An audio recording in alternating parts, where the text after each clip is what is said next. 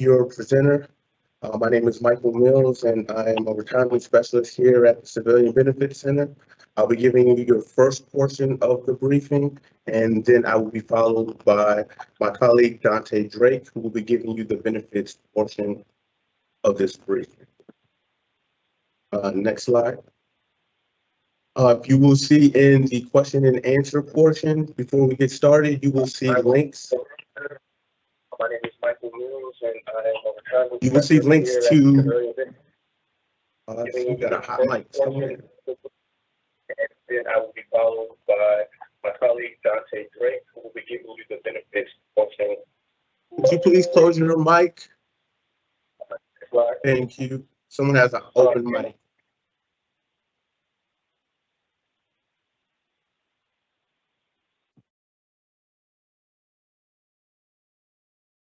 Okay. All right. So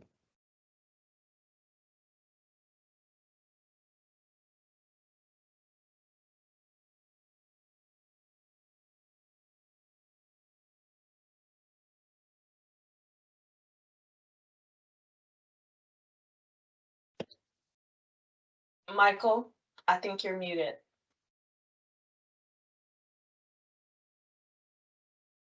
oh, my apologies. All right, so if you have any questions following the briefing and you want some follow-up questions, you can feel free to call the benefits line. You see the number is placed above, or you can send an email to the benefits line and a retirement specialist will be in touch with you. The links are actually posted in the Q&A as well. If you need information to go to the benefits portal to actually retrieve the slides, or if you want to get some additional information in helping you prepare for retirement. They've been published in the Q&A prior to the start of the briefing, so you'll just need to just scroll up and you'll see them there.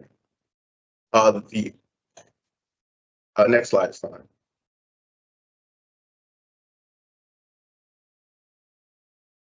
Next slide. Just know that once you go and retrieve the link to the portal, you'll have to authenticate yourself with your CAC ID in order to gain access to receive the information. The purpose of today's briefing is we'll provide an overview of the regulatory requirements regarding optional retirement for FERS employees. We will also explain how retirements are processed within the Department of the Navy to give you a better understanding and what to expect during the retirement process.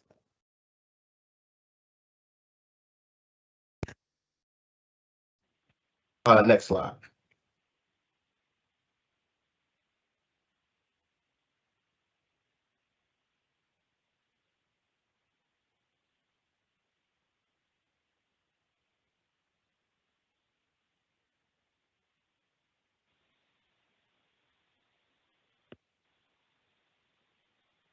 To the agenda, retirement. We'll be going over retirement eligibility, retirement annuity computation, health insurance after retirement, life insurance after retirement, thrift savings plan after retirement, and retirement process. Next slide. Okay, the retirement eligibility.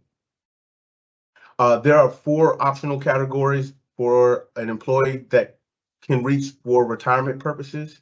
The first one is you must meet both the minimum age with the years of credible service in order to qualify. The first category is you must be 62 years of age with a minimum of 5 years of credible service, as well as 60 with 20 years of service. And you have your MRA, which is your minimum retirement age. And the first one is 30 years of service, and the next one is a minimum retirement age with 10 years of service.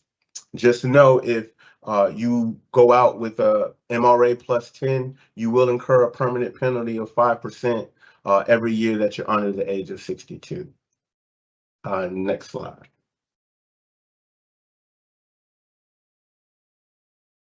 Your retirement Eligibility for age varies from person to person. It goes by the year that you were born.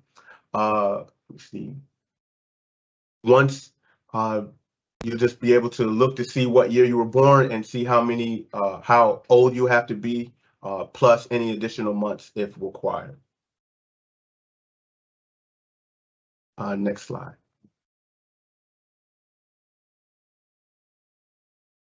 All right, so now retirement eligibility. You must have at least 5 years of credible civilian service, and you must separate from a position covered by a retirement deductions. So when they mean 5 years of credible service, a lot of times we have a lot of military folks, personnel that come into federal service, and they have a lot of years from the military side. And yes, that qualifies for federal civilian service towards retirement, but you must also have at minimum 5 years of civilian service. So let's say you come in and you have 20 years, or excuse me, let's say 15 years of military service. You come in, you can't use just, and you do 2 or 3 years of federal civilian service. You can't use 3 years of civilian service, add that on to get your, let's say 19 years of service. Let's say you reach the age of 62 prior and you just want to leave. And let's say you do 3 years, you can't take those 15 years plus 3 years of civilian service and then request for a retirement because you hadn't met that minimum of 5 years of civilian service. So it has to be minimum of 5 years creditable civilian service in order to be eligible. And you must separate from a position covered by retirement deductions. Next slide. So we have postponed and a deferred retirement. So a postponed retirement. So a postponed retirement is someone who has met their minimum retirement age and they have over 10 years of service, credible service, but they don't meet the eligibility for 60 and 20 or a 62 and 5. So what they may want to do to avoid a 5% penalty is they may look to postpone their retirement. So what that does is it helps you avoid 5% penalty for every year you're under the age of 62. What will happen is you will separate from the service or the government service. Let me see. Of course, you're eligible for the MRA plus 10. So at the time of the separation, if you don't take a refund of your retirement contributions, you'll be able to regain your FEHB, your FEGLI, and your sick leave amount on balance when you opt for retirement near the age of 60 or 62. Now, deferred retirement is different. So like postponed, you will separate from federal service, but you haven't yet met your minimum retirement age. So let's say you've joined federal civilian service at 18. You do 20 years of service and you're 38 years old, you have 20 years of service. And being that you haven't met your minimum retirement age, you just look to separate from service. So you'll have at least 5 years of credible civilian service, and you don't take a refund of those contributions. You can request a deferred retirement from OPM later before your 62nd birthday. So a couple months before your 62nd birthday.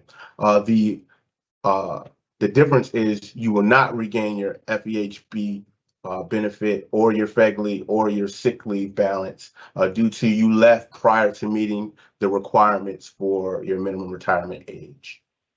So the difference between postponed, deferred, postponed, you've met your minimum retirement age and you will get your benefits once you opt for, when you go directly to OPM to retire. And deferred, you will lose those benefits and you left prior to meeting your MRA. Next slide. Okay, do we have any questions in regarding eligibility?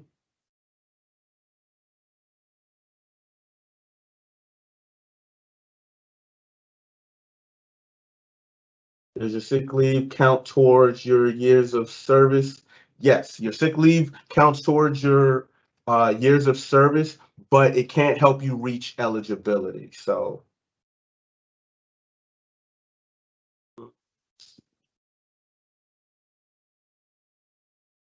okay, that's all I see there. Okay, so there are three factors that affect the amount of retirement annuity, and those are your years of creditable service for your retirement. So your military service, your creditable civilian service, and then your sick leave balance will factor into that as well. You also have your high three average salary and your first general computation formula. And we'll go over the general computation formula later in the briefing. Next slide.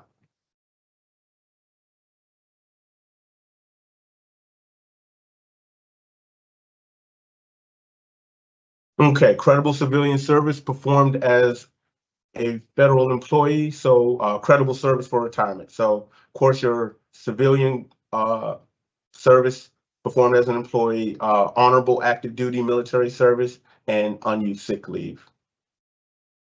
And the unused sick leave is just for annuity purposes only. As I stated before, it cannot be used to help you gain eligibility. So,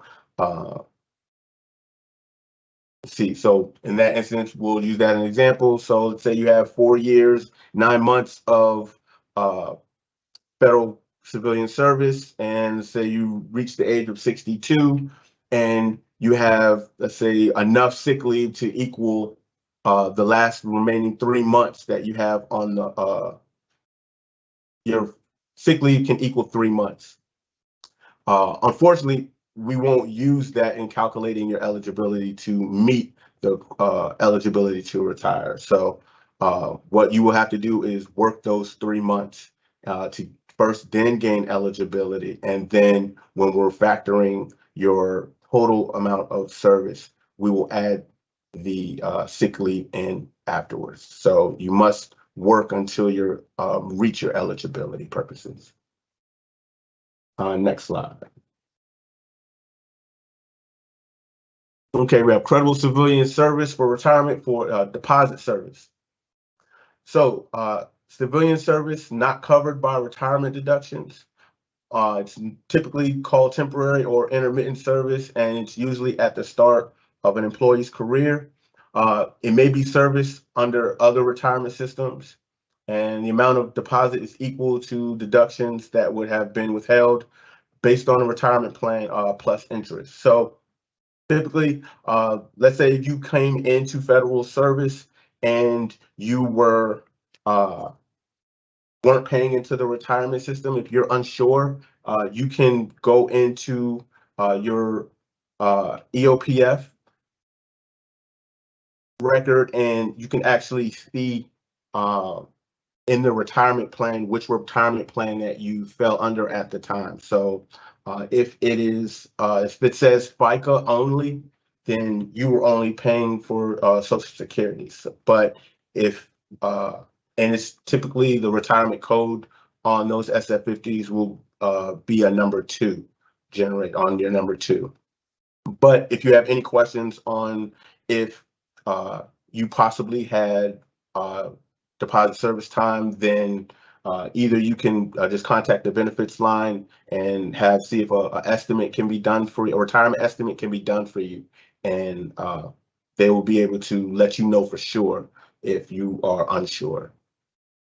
You just reach out to the benefits line. Let me see, and next slide. Okay, so how to determine if your deposit service time is creditable or not. So under the FERS retirement system, if service performed prior to January 1st, 1989, and if you make the service deposit, then it will be credited towards meeting retirement eligibility and for computing your annuity. But if it's prior to January 1st, 1989, and you don't make the deposit, then it's not credible towards meeting retirement eligibility, and it's not credible for computing your annuity. Okay, let's see. Next slide.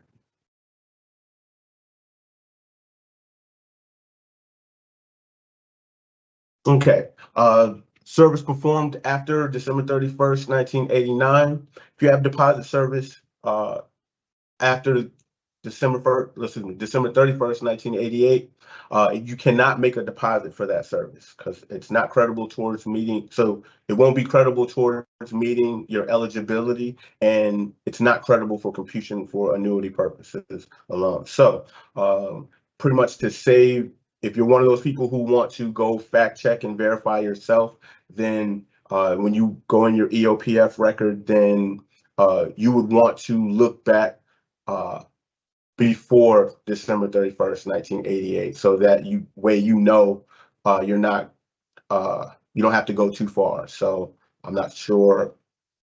I don't want you to actually go all the way and do your own research all the way through, and you don't have you don't receive credit for a certain period of time. So if it's before 12/31/1988, then just go back and look, and then reach out to the benefit center to see if it's credible or not. Next slide.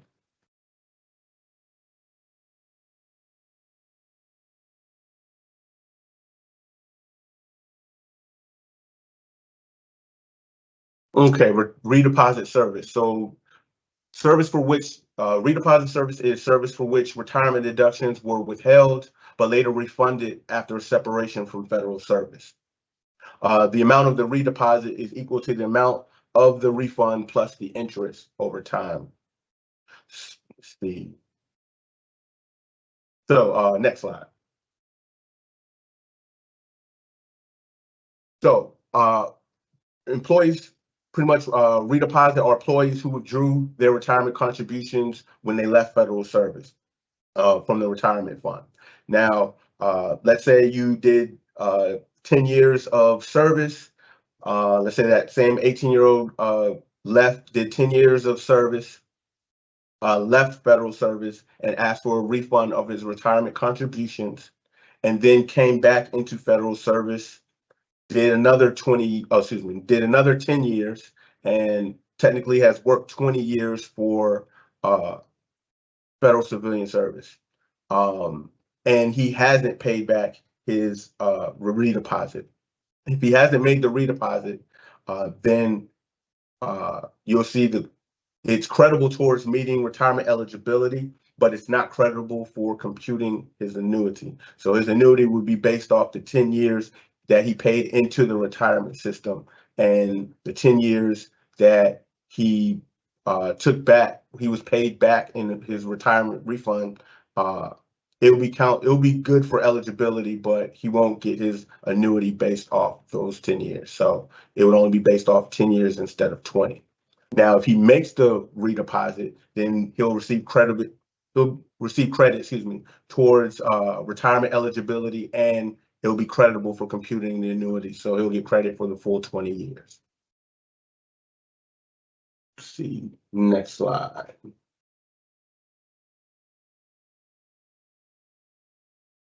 Okay, see, credible service. Let's see. Hold on. Before we go there, do we have any questions as far as deposit service or redeposit service?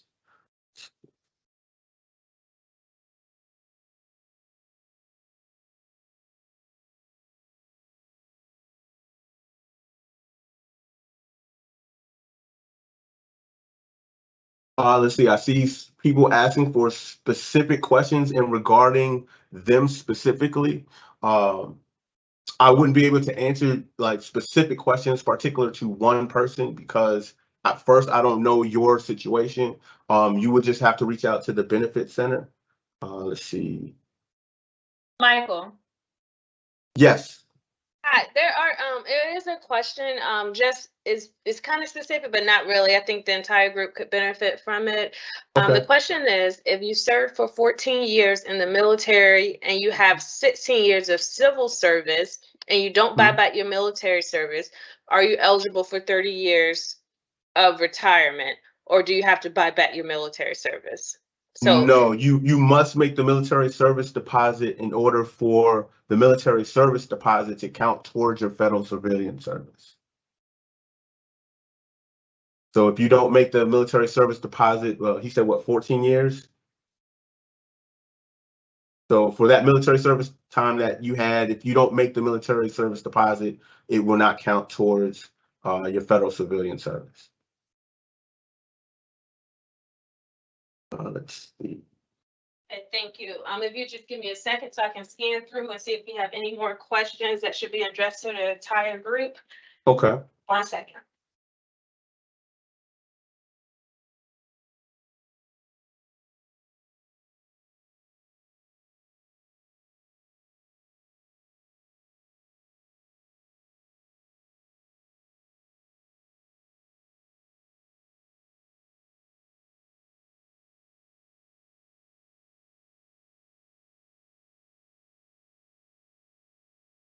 Okay, there is another question. It says, does the service deposit, I'm assuming they mean military service deposit, affect the actual military retirement monthly payout?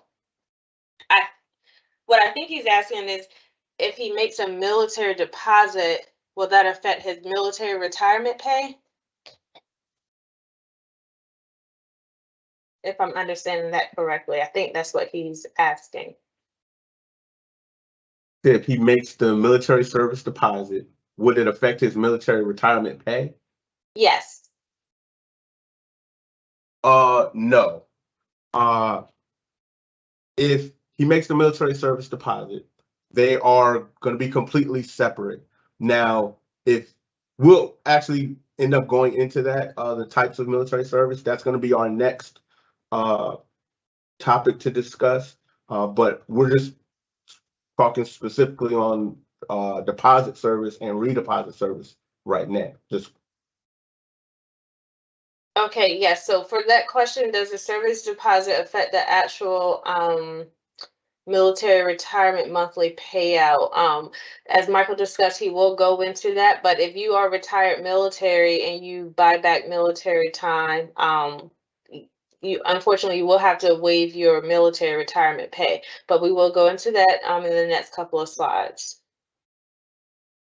The next question is, how is the deposit calculated? So for civilian service, the deposit is calculated. It goes based off what you would have been paying into the retirement system if you were actually in the system, vice just only FERS.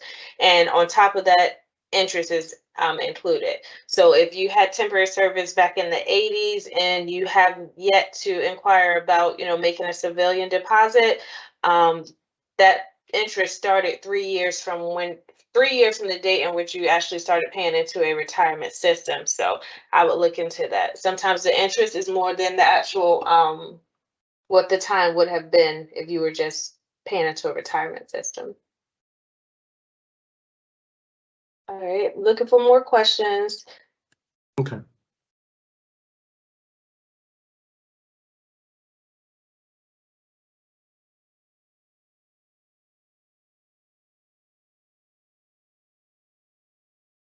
Okay, there's another question about temporary service in 99. Again,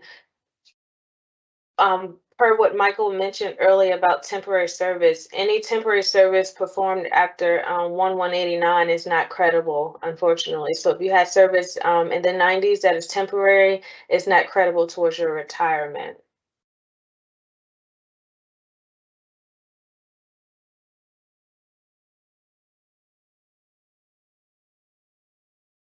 For deferred retirement, this is a good one. It says, for deferred retirement, will sick leave be used towards time served?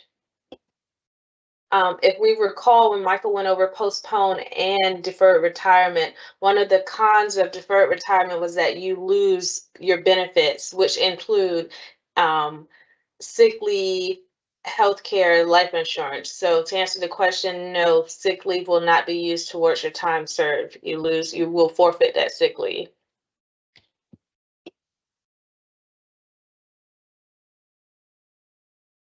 All questions about the military retirement, and I'm gonna wait until Michael goes over that within the next couple of slides. Okay. All right, Michael, I think we're good to continue. Okay. Thank So you. the types of military service, we have active duty military who were non-retired. We have active duty military retirees. Just know if active duty military retirees, you must waive your military retirement pay at the time of federal civilian retirement. You see. And then we also have military reservists who can buy back their activated time, and they do not have to waive their military retirement pay. Just know if your retired military pay is based on a combat disability or reserve service, employees are not required to waive retirement pay. Next slide.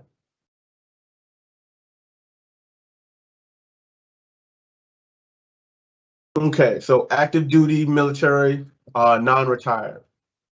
The pros, the time counts towards eligibility and annuity if you make the military service deposit. So let's say you did active 7 years active duty and you left service and you make the military service deposit over time, that 7 years will count towards your eligibility and annuity. But if you don't make the service deposit, the military service deposit, then it will not count towards your federal civilian service. Now, the cons, it only counts for leave purposes. Now, that's when you first initially come into federal service.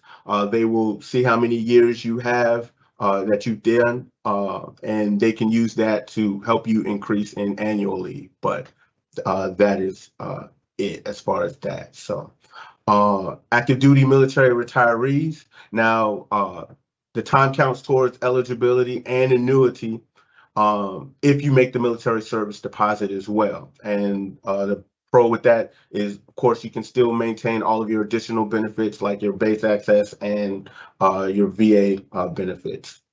But the cons is you must waive the military retirement pay at the time for federal civilian retirement. So let's say you did 20 years of military service, you retire, you come into federal civilian service, and you do another 20 years. And over that 20-year time frame, you made the military service deposit for the 20 years that you did in the military, and you wish to have that time used for federal civilian time.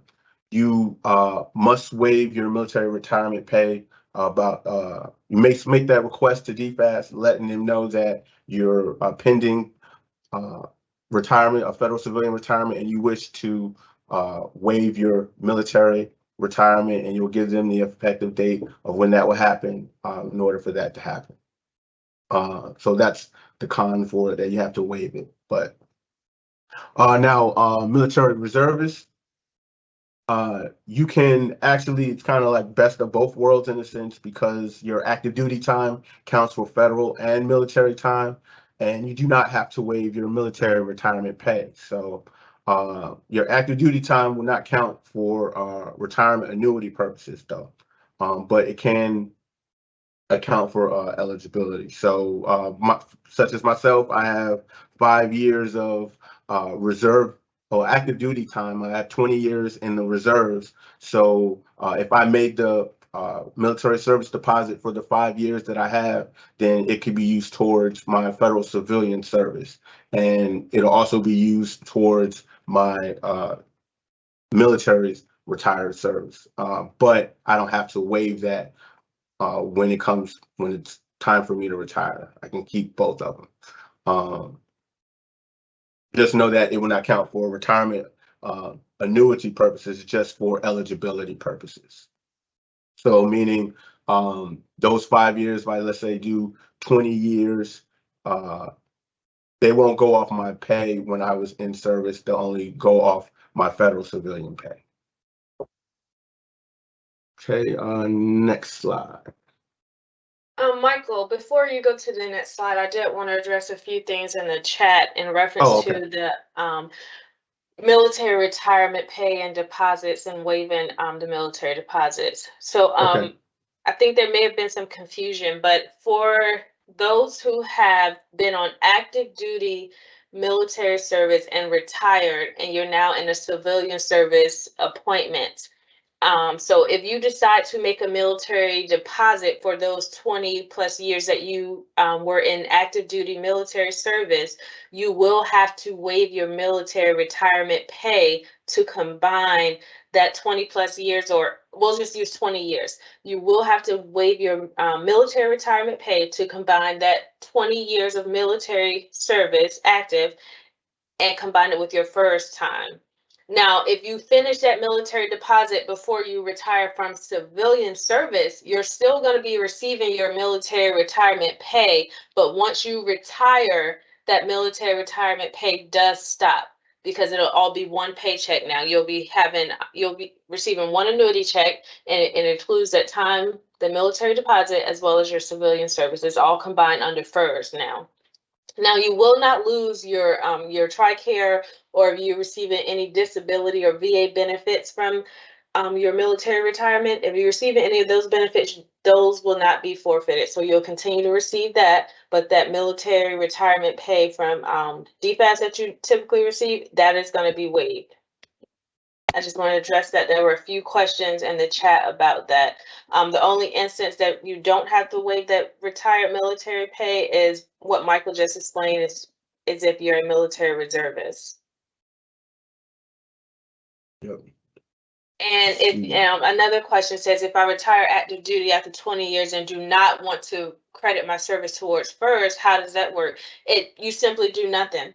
The military deposit is totally optional. We're not gonna sit like, it's nothing we force you to do. It's totally optional.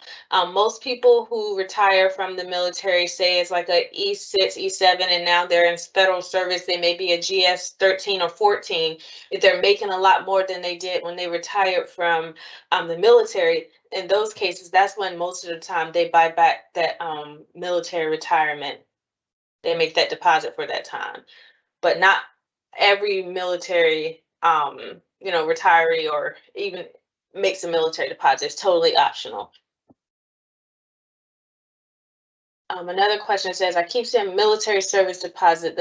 Does that mean I must purchase or pay for the military civilian conversion? Yes, a deposit means you're paying for that time to be included, to be transferred to your FERS time. So yes, that's what a military deposit is. You're purchasing additional time.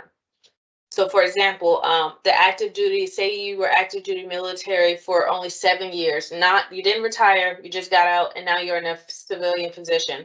Those 7 years, you can have that added towards your time in service with the civilian service, but you have to make a military deposit. You have to pay, buy back that time so it can be counted towards FERS. So that 7 years you don't have to do in additional to the 30 years that you have to do for full retirement. You already have 7 because you made the military deposit to have it counted towards your FERS time.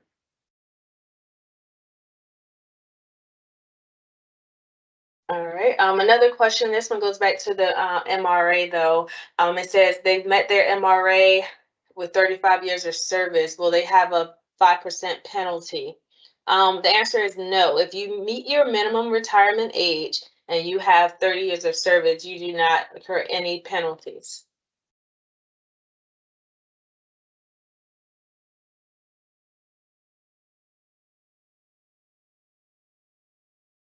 Let's see if there are any more questions.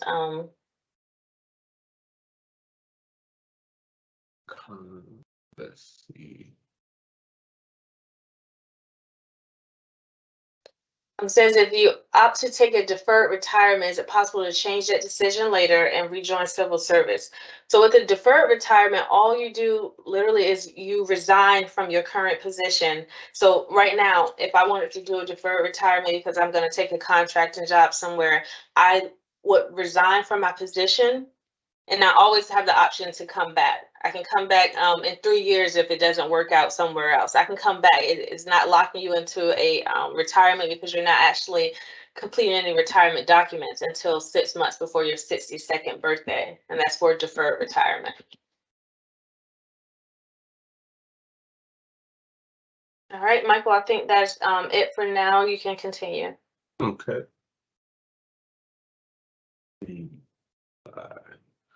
Okay, military service deposit steps. The first thing you'll need to do is you'll request an estimated earnings from DFAS, and you will send them a completed RI 20-97 and a copy of your member 4 DD 214 to your military payroll office. And you'll send that, and the turnaround time is approximately 30 to 45 days. When they will send you the estimated earnings statement, and when you receive that, then you will complete the SF 3108 and the SF 3108 Alpha, which is the application to make service credit payment. And you will send that, the estimated earnings statement, the SF 3108, and the member 4 DD 214 to the Civilian Benefits Center. And the turnaround time for completion is approximately 120 business days. That is, let me see, a form that can be, I've Googled that form a couple times, but it may also be on the GRB platform as well. But if you need assistance in completing it, asking questions, just feel free to reach out to the benefits line, and a specialist can assist you in informing you of the steps. Next slide. Incredible service for unused sick leave. So sick leave is not credible towards meeting retirement eligibility, as we discussed earlier. It's converted to years and months of service and added to civilian and military service for computing retirement annuity. 6 hours of sick leave equals 1 day toward the annuity. And just be careful with this, because I know when a lot of employees want to take a lot of sick leave, especially when they know they have a certain amount of days that, let's say they have excess days on their time, and that won't be computed with their retirement, because the days will end up falling off later. They won't be calculated. So what's going to happen is they want to take additional days off, because those are pretty much excess days. But the regular work day is 8 hours, and sick leave is 6 hours. So there's a possibility you might, if you're looking to retire with a certain amount of years and you use an excess amount of sick leave, you might cut into the time that you wish to take over into retirement. So just be mindful that the for sick leave purposes, a full day is 6 hours, but your actual work day is 8 hours. So be mindful of that.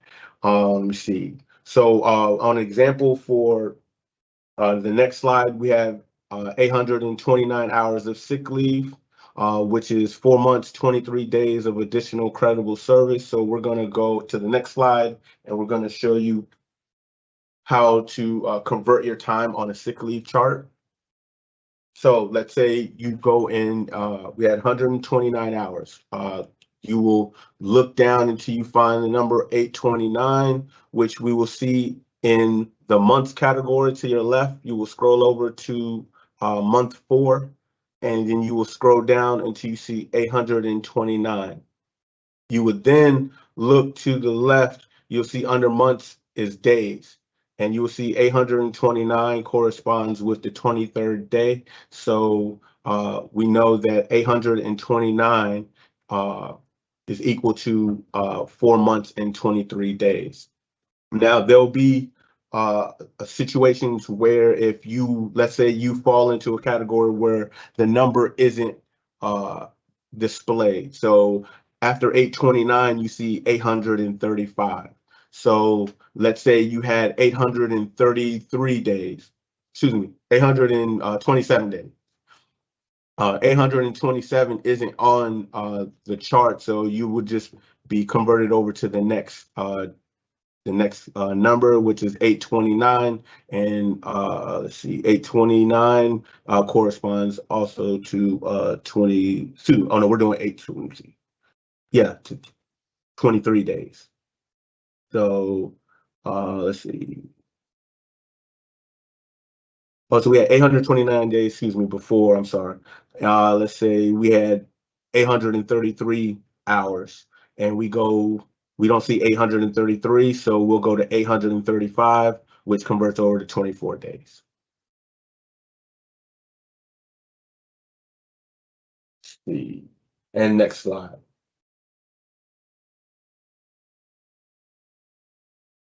So when we're calculating your total service time for annuity, how we'll calculate it, we'll see civilian service time. We'll see 23 years, 10 months, and 20 days for the example. We saw that the 829 days of the sick leave balance converted over to 4 months and 23 days. And so we would add that, and the total time for annuity would be 24 months, 24 years, 3 months, and the 13 days would fall off. So your annuity would be based on the 24 years and 3 months of service, and those 13 days would fall off. And let's see. Now, if you had, of course, military service time, we would calculate that as well if you made the military service deposit. We'll go from there. Next slide. So your high three average salary, excuse me. Your average basic pay, excuse me. Sorry, Michael. Can I address something before you move on? I know we're getting at we're past the military, but I just wanted to address a question in the chat. It's okay. Been asked a few times, and it's in reference to the military retiree deposit. Okay. Again, making any type of deposit, whether it's civilian or military, is totally optional. We do not require any military retirees to buy back their military retirement pay and waive their pay, their retirement pay. That is optional. Not everyone does it. If that's something you're interested in doing, you could do that. You can get more information on it, but that's nothing that we require. I saw a question. It said, why would any military retiree join government service if he or she knew they would have to sacrifice their military retirement? And to answer that, you do not have to sacrifice your military retirement. If you join civilian service and you have 20 plus years of, military service and you retire, you don't have to make that deposit. That's totally optional. Again, only those who feel like it would be beneficial make that deposit. We don't force anyone to make a deposit for military service or civilian service. All of those are optional. Thank you. You can go forward, Michael. Okay. All right, so next we'll go over, let's see, the high three average salary. Your average basic pay during any consecutive 3-year period of credible civilian service. See, your basic pay includes your locality pay, your premium pay for firefighters, law enforcement officers. It does not include bonuses, allowances, or overtime pay. So before we get started, I know normally your consecutive 3-year period of credible civilian service is usually on the back end of your service time. We'll usually take that time, but there are going to be periods of service where some employees may have their high three average salary may be at different points in their career. So we would just go back to the highest point in your career where you had the highest amount of earnings in a consecutive 3-year period, and we would use that to calculate your high three average salary. Next slide. So this is just an example. So what would happen is you would send us your retirement application. You would just let us know the date of your retirement. We would add a day to your retirement date, and then we would subtract 3 years. And this is normally if your highest earnings were in the last 3 years of federal service, then we would pretty much go into calculations of calculating all of the periods from all of the pay changes from within that 3-year period. We will capture the beginning and the end dates and the amount of your salary at that time. And then we would use a time factor to get the amount that you actually earned during that time period. Then we will add it all together, and we would divide it by 3 to give you your high 3 average salary. So it is a calculation that is involved in it. It's not pretty much how much you made. I get a lot of questions from employees that say, hey, I made this much the last 3 years, and my salary from my SF50 shows I made this, and then divided it by 3, and my high 3 should be this.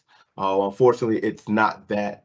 We would actually, it's a little more detailed than that. So if you, this is just a calculation just to kind of, or an example to show you that it's not pretty much just cut and dry. So as you see, we'll start from, you'll see the from and to. These are all different pay changes that happen within that 3-year time period. The total time is the total time amount that person was in that pay period of change, and we utilize the time factor on our 360-day factor chart to get our time factor.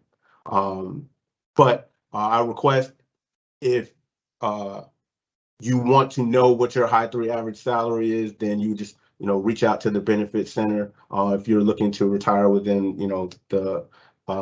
within the year, or just looking to prepare to see where you stand, just reach out to the benefit center and they can inform you on what your current high 3 average salary is. And you can also look up at the GRB portal as well. Excuse me, yeah, GRB portal. Next slide. All right, Michael, could you go over sick leave and how it is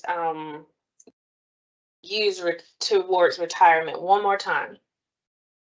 We have Okay. quite a few questions about sick leave. I think it was right here. Okay. Okay. All right. So what we'll do is, let me see. So go back one more. You want the sick leave chart? You talk about the chart or just how it's used in calculation? So for this question, it says they're questioning what to do with the last 13 days and also how it's used towards retirement. So for sick leave, Okay. sick leave cannot be used to help you meet retirement eligibility. So say you have 29 years and 6 months of service and you have 6 months of sick leave. You can't use that 6 months to help you get to 30 years. But Correct. that 6 months of service, once you reach your 30 years, is going to be added on to additional service and time. So for every 6 hours you have of sick leave, OPM will credit you 1 day. So for this example, the total sick leave was 4 months and 23 days. Correct. And once you added the civilian time, it came out to be 24 years, 3 months and 13 days. So the 13 days will fall off. Now, this does not mean you can go and use 13 days of leave, because if you remember, when we use leave as an active employee, we had to use 8 hours. So that's going to eat into the time. We can't advise on sick leave, but I always advise retirees do not use all of your sick leave, because you don't want to affect, because if you only have 28, let's say you only have 28 days, OPM is not going to round you up and give you an additional month. That 28 days will be lost. So for this person, those 13 days, I wouldn't advise taking all 13 days. I would maybe take like 5, because you have to use 8 hours and OPM gives you 1 day for every 6 hours, if that makes sense. I hope this has answered some of the questions about sick leave. If not, if you have a more if your situation is more in depth and you would like a more in-depth response, please contact the benefits line. I'll have one of my colleagues post the number to the benefits line as well as an email address. Thank you. Okay, the general formulas.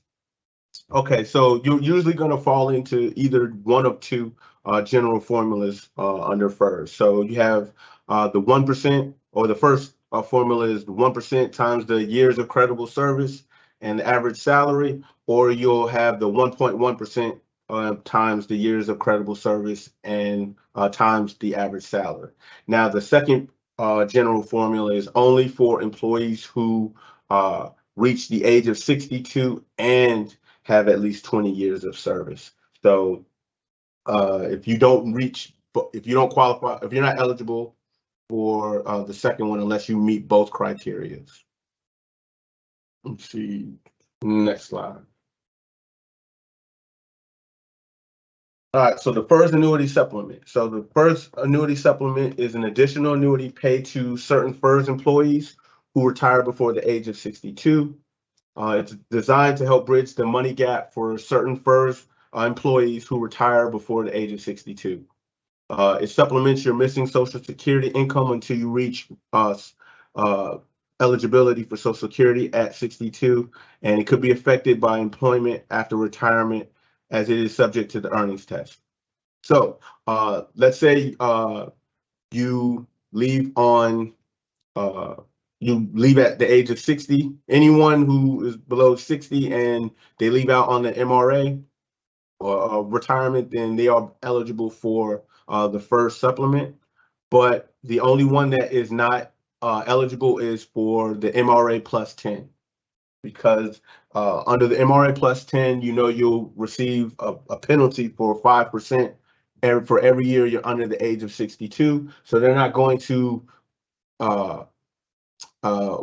I guess, give you the supplement as well as you're being, you're not going to be given and taken away at the same time. So it's either you're going to be given a supplement or you're going to be getting a penalty. So not going to say it's a reward, but if they're going to award it to you, or you're going to receive the penalty. So let me see.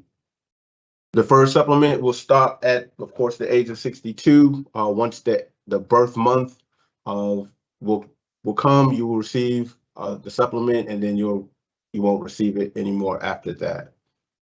Let me see what I'm missing.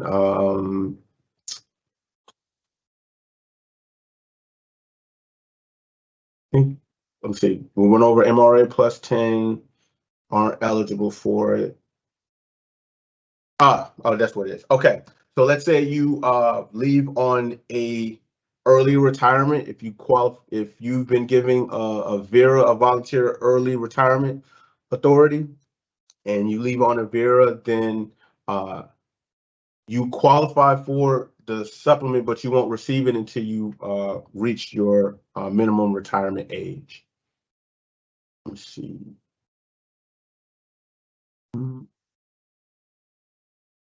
Yeah, I think that's it at the moment. Okay, so now about the earnings test. You can be affected by employment after, let's see,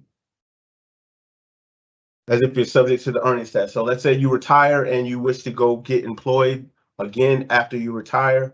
For every $2 that you make over the yearly maximum, see, they will subtract $1 from your supplement. So let's see. I don't have the earnings with me. Well, hold on one sec.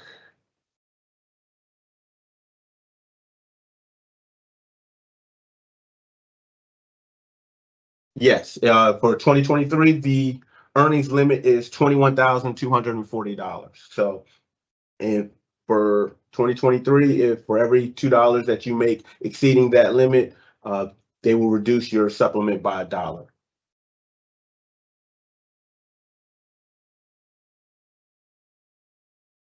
Okay, and next slide.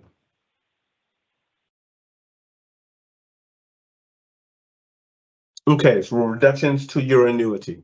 All right, so a permanent 5% reduction is for every year an employee is under the age of 62 if they retire on an MRA plus 10. So we went over that earlier. So if you retire on the MRA plus 10, you'll accrue the 5% reduction for every year you're under the age. Just know permanent reduction does not apply to FERS employees who retire at age 60 with 20 years of credible service and under a volunteer early retirement authority. So if you retire under the VERA, then that penalty won't apply to you. Let's see, next slide.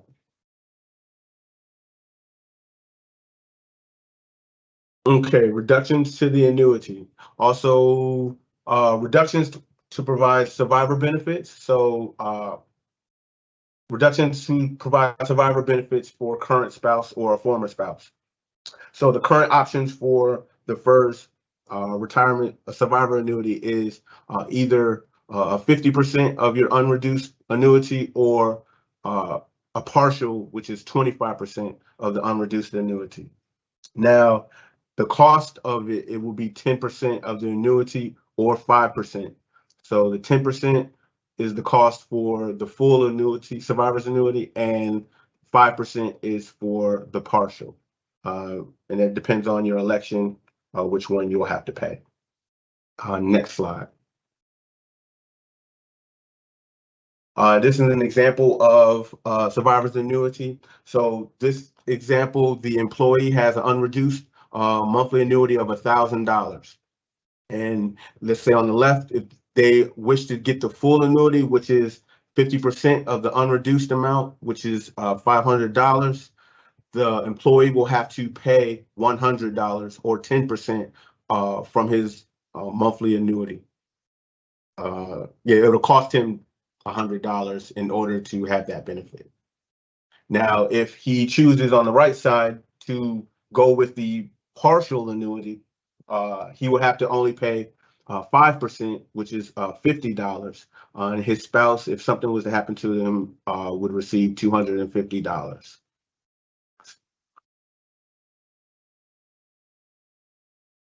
Okay, let's see. Next slide. Okay, so reduction to provide survivor benefit with insurable interest. Now, an individual who may reasonably expect to derive financial benefit from the continued life of the retiree is usually a close relative, other than the spouse. An employee provides documentation of good health.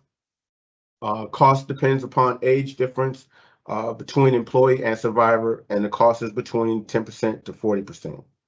The survivor benefit will be 55% of the retiree's annuity. Let's see, and I've seen one instance where this was given to a child with a disability, and they were able to receive that. But like I said, if you opt for this particular survivor annuity benefit, it could cost between 10 to 40% of your annuity in order to receive this benefit. And next slide. And other withholdings that could reduce your annuity would be, of course, federal taxes. OPM withholds the same rate that you elected as the employee, or unless you submit a new W-4P with your retirement package that you submit to the CBC, and then we will adjust it accordingly. Of course, your health insurance premiums, the cost is the same, but they will change it from a bi-weekly cycle into a monthly cycle. Now, your life insurance premiums, the cost is based on how much coverage you elect to continue into retirement. Once you fill out the SF 2818, then it would be adjusted accordingly. You can go into GRB And once you do the calculations for if what you can actually play with the numbers to kind of see what you would want to take or hypotheticals. You can play with it, and it would, once you factor it or get the calculations, you can go in and see how much it would be for you if you were to, let's say, deduct, let's say if you had a multiples of 3 in option B coverage, which is an additional coverage. If you had option B, if you, let's say you had 3 and you took away 2 and you wanted to see how much it would be if you just kept 1, you can play around with a bit. It also will give you information on the different for basic coverage. So a lot of people have basic coverage, so it'll give you the option to see how much basic coverage would be at retirement and after the age of 65. Let's see. Also, of course, state taxes. Withholdings for your state tax isn't automatic though. So once you receive your CSA number, you'll have to go into a system that's called Retirement Services Online, RSO, through OPM. You would have to go in and you would have to initiate your state withholdings. But if your state participates, not every state has income tax withholding. So let's see. I think that is it. Next slide. Okay, so at the moment, let me see. Ronisha, would you want to give them what 5-10 minute break? What you want? What do they normally give? 5 or 10?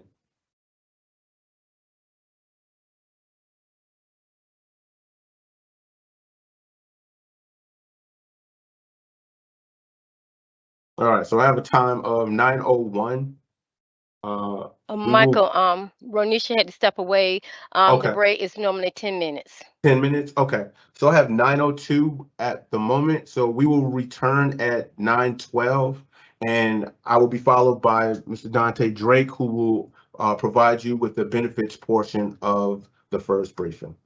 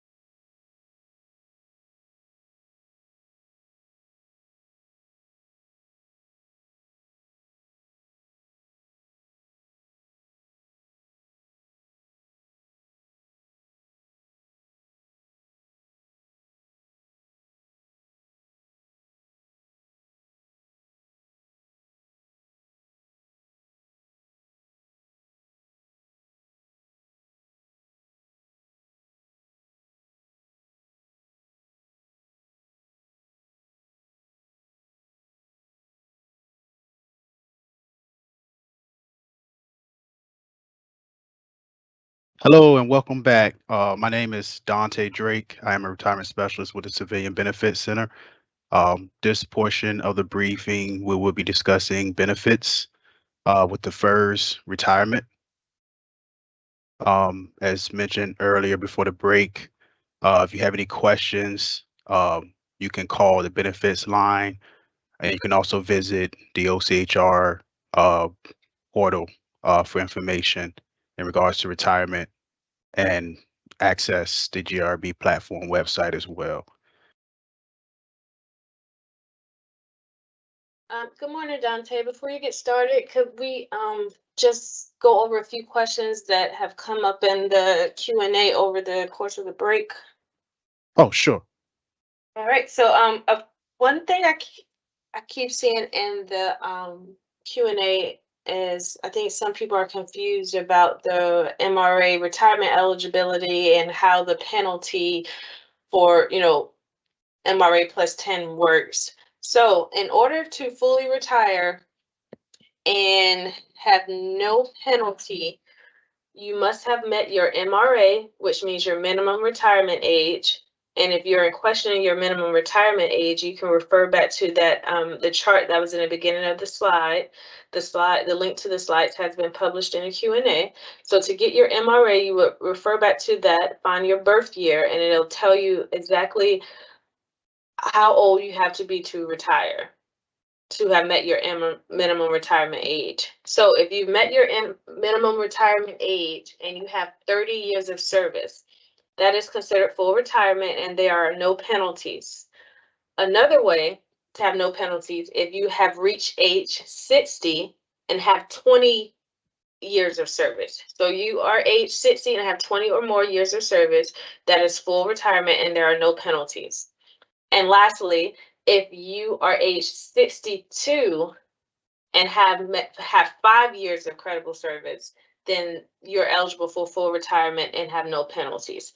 So if you have met your minimum retirement age, whatever that may be, and you do have less than 30 years of service, so say your minimum retirement age of age 57 and 6 months, that's your MRA.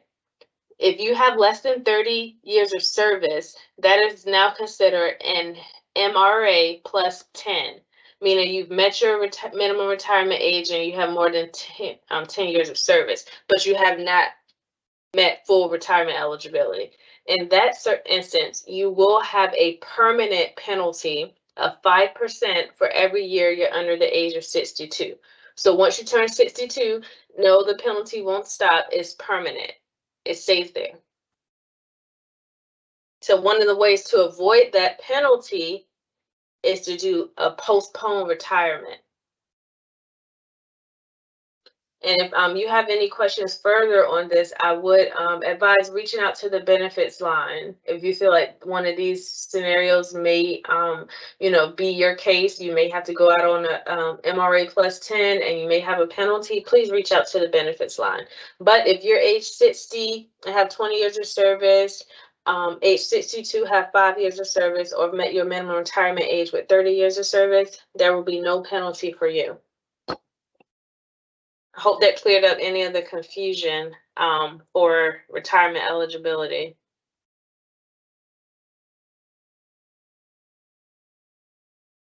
Let's see what else we have. I think that's it for now, Dante. You can continue. Thank you. Oh, okay. Next slide. All right. Okay. Just to reintroduce myself again. My name is Dante Drake. I'm a retirement specialist with the Civilian Benefits Center at OCHR in Norfolk, and we will be discussing the benefits portion of the FERS retirement brief. And I'm gonna step off the camera so that everyone can pay attention to the slides. Enjoy the rest of the briefing we have for FERS. Right. Okay, so we're going to start with the federal employees health benefit after retirement. There are certain guidelines that must be met in order for an employee to continue federal employee health benefit plan into retirement. One of those requirements is to have 5 years of coverage under federal employee health benefit plan. proceeding retirement or since the earliest opportunity to enroll. So that means employee would need to have 5 years of continuous service, 5 years of continuous coverage under Federal Employee Health Benefit Plan leading up to the date of their retirement. Um, so as long as you do not cancel your FEHB plan and you're still covered for 5 years leading up to the date of retirement, you would be eligible to continue Federal Employee Health Benefit Plan into retirement. One example of earliest opportunity to enroll would be, let's say an employee had an appointment in the federal service and they were covered under Federal Employee Health Benefit Plan. And then they separated from federal service, but they never canceled their Federal Employee Health Benefit Plan. But of course, leaving federal service, they ended up losing coverage under their Federal Employee Health Benefit Plan. So if the employee were to, or in this case, the employee would, be rehired back into federal service and, immediately make a Federal Employee Health Benefit Plan election and continues that Federal Employee Health Benefit Plan election up until, their date of retirement without canceling it, then that employee would be eligible under um, earliest opportunity to enroll. So that's just one example. Of course, it does not matter what health benefit plan that you're covered under. It could be a self only, a self plus one, or a family federal employee health benefit plan. All that matters is that you're covered for at least 5 years leading up to the date of your retirement. TRICARE also counts towards the 5-year requirement. Some employees, of course, are retired military, and they, might have or might be covered under TRICARE. And TRICARE is another form of, a federal health plan. And it will also meet the requirements towards, meeting 5 years for that federal employee health benefit coverage into retirement. One thing to note for employees that are looking to retire at the end of the year, you will not be making your open season election via GRB platform. There is a form, it's called a SF 2809, that you will need to complete, and you will need to attach it with your retirement application because the Office of Personnel Management will be making your Federal Employee Health Benefit Plan election for you. So please keep that in mind. Do not complete an open season election for Federal Employee Health Benefit Plan through GRB platform.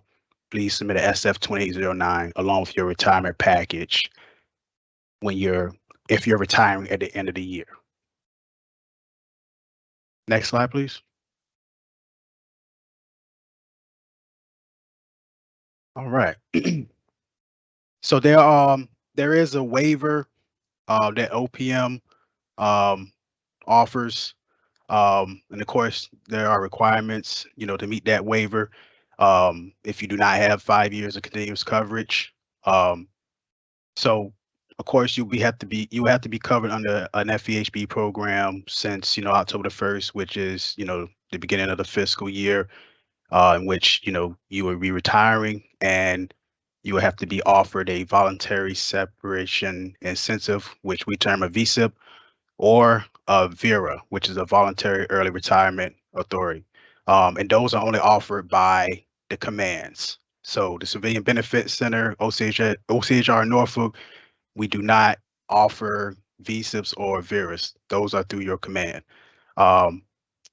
Also, if there's, an involuntary separation due to a reduction in force, a directed reassignment, or if you're reclassified to a lower grade, or if there's a termination of position, which we call discontinued service retirement, that of course will be approved by OPM.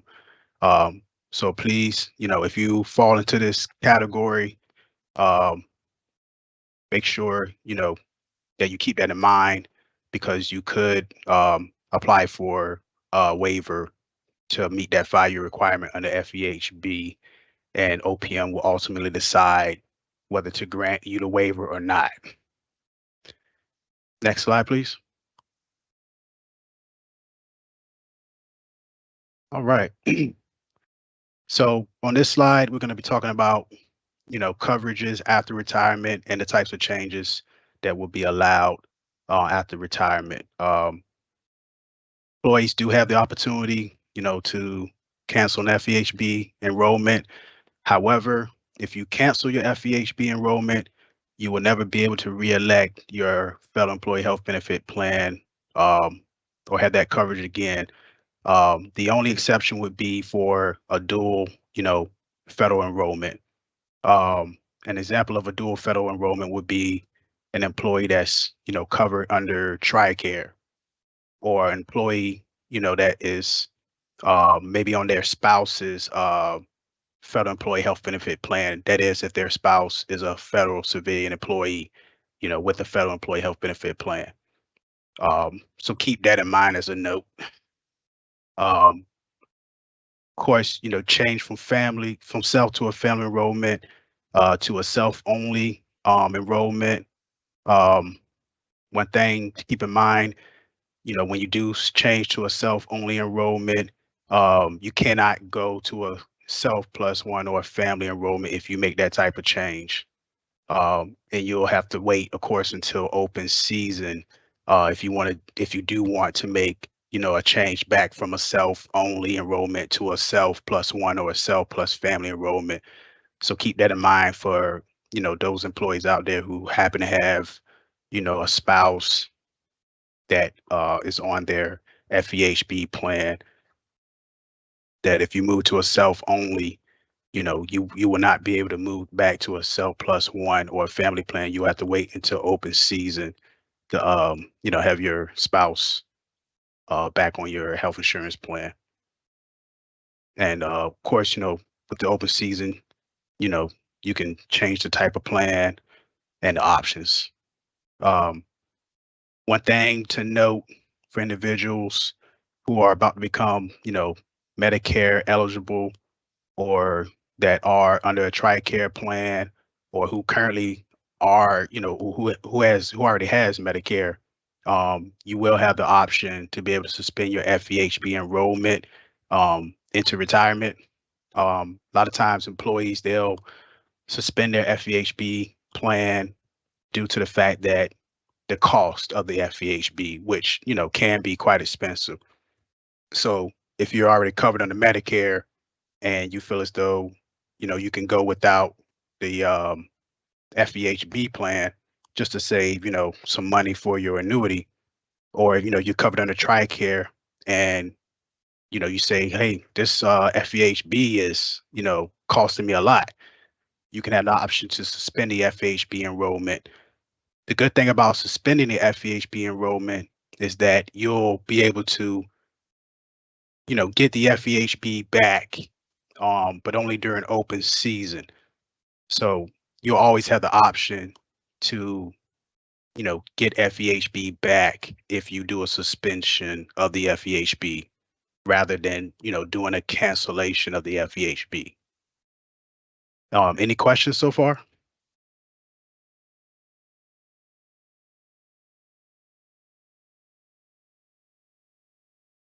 All right, I guess we're good to go. So next slide, please. Right. For surviving spouses, and I know this is very important. I've seen cases, plenty of cases where employees, their spouse would be on the FEHB plan.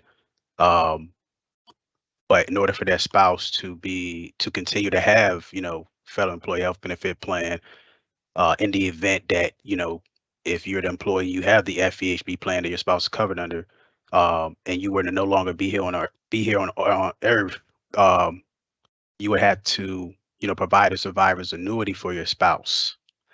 And, you would have to be covered under a self plus one or family, federal employee health benefit plan, at the time of your death, if that were, to be the case. Next slide, please.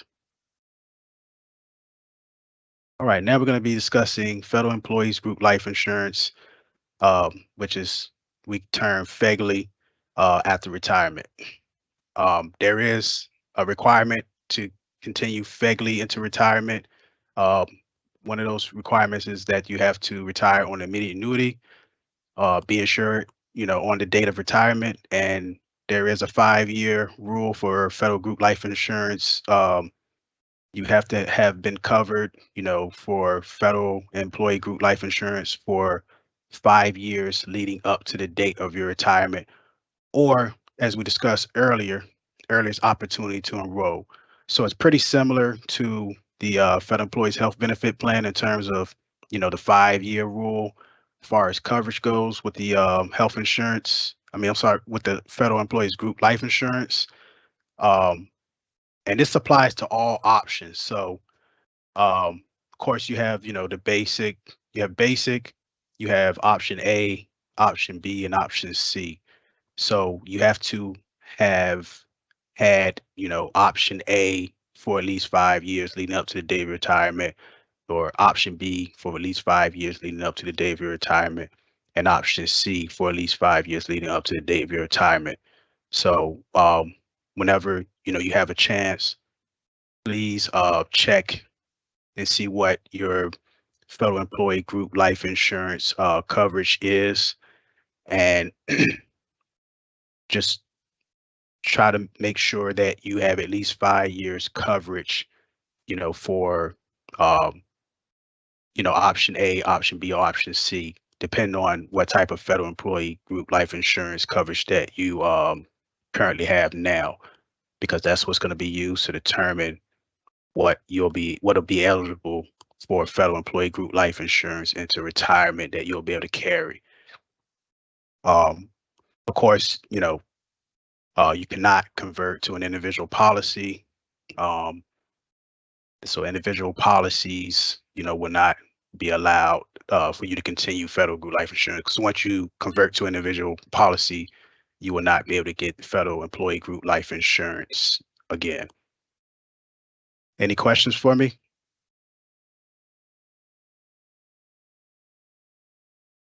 All right, let's move on to the next slide, please. All right, so of course, if you wanted to make an election for the federal employee group life insurance, you will need to complete the SF 2818 form. We call that continuation of life insurance. A lot of times employees are asked, why do I need to complete the SF 2818 form? Well, this form is a form that will let OPM know that you understand what type of coverage of federal employee group life insurance you have, and what type of election you want to make for your federal employee group life insurance. So, this form will allow you to make changes to your federal employee group life insurance coverage, where, if you have it in your mind, you do not want to have federal employees group life insurance, you'll have the option to decide to waive, your federal employee group life insurance election. So this form pretty much, it confirms, that what type of federal employee group life insurance coverage you have.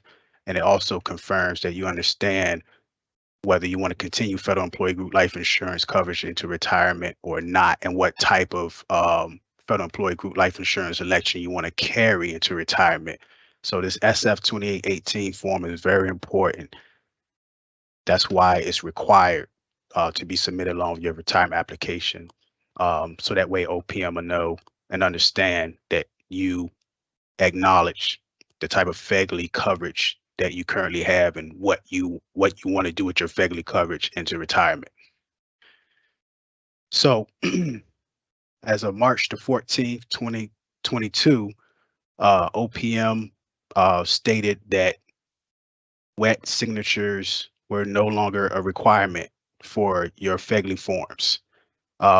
You can use your digital signature via CAT card or a third-party software such as DocuSign, HelloSign, or Adobe Sign.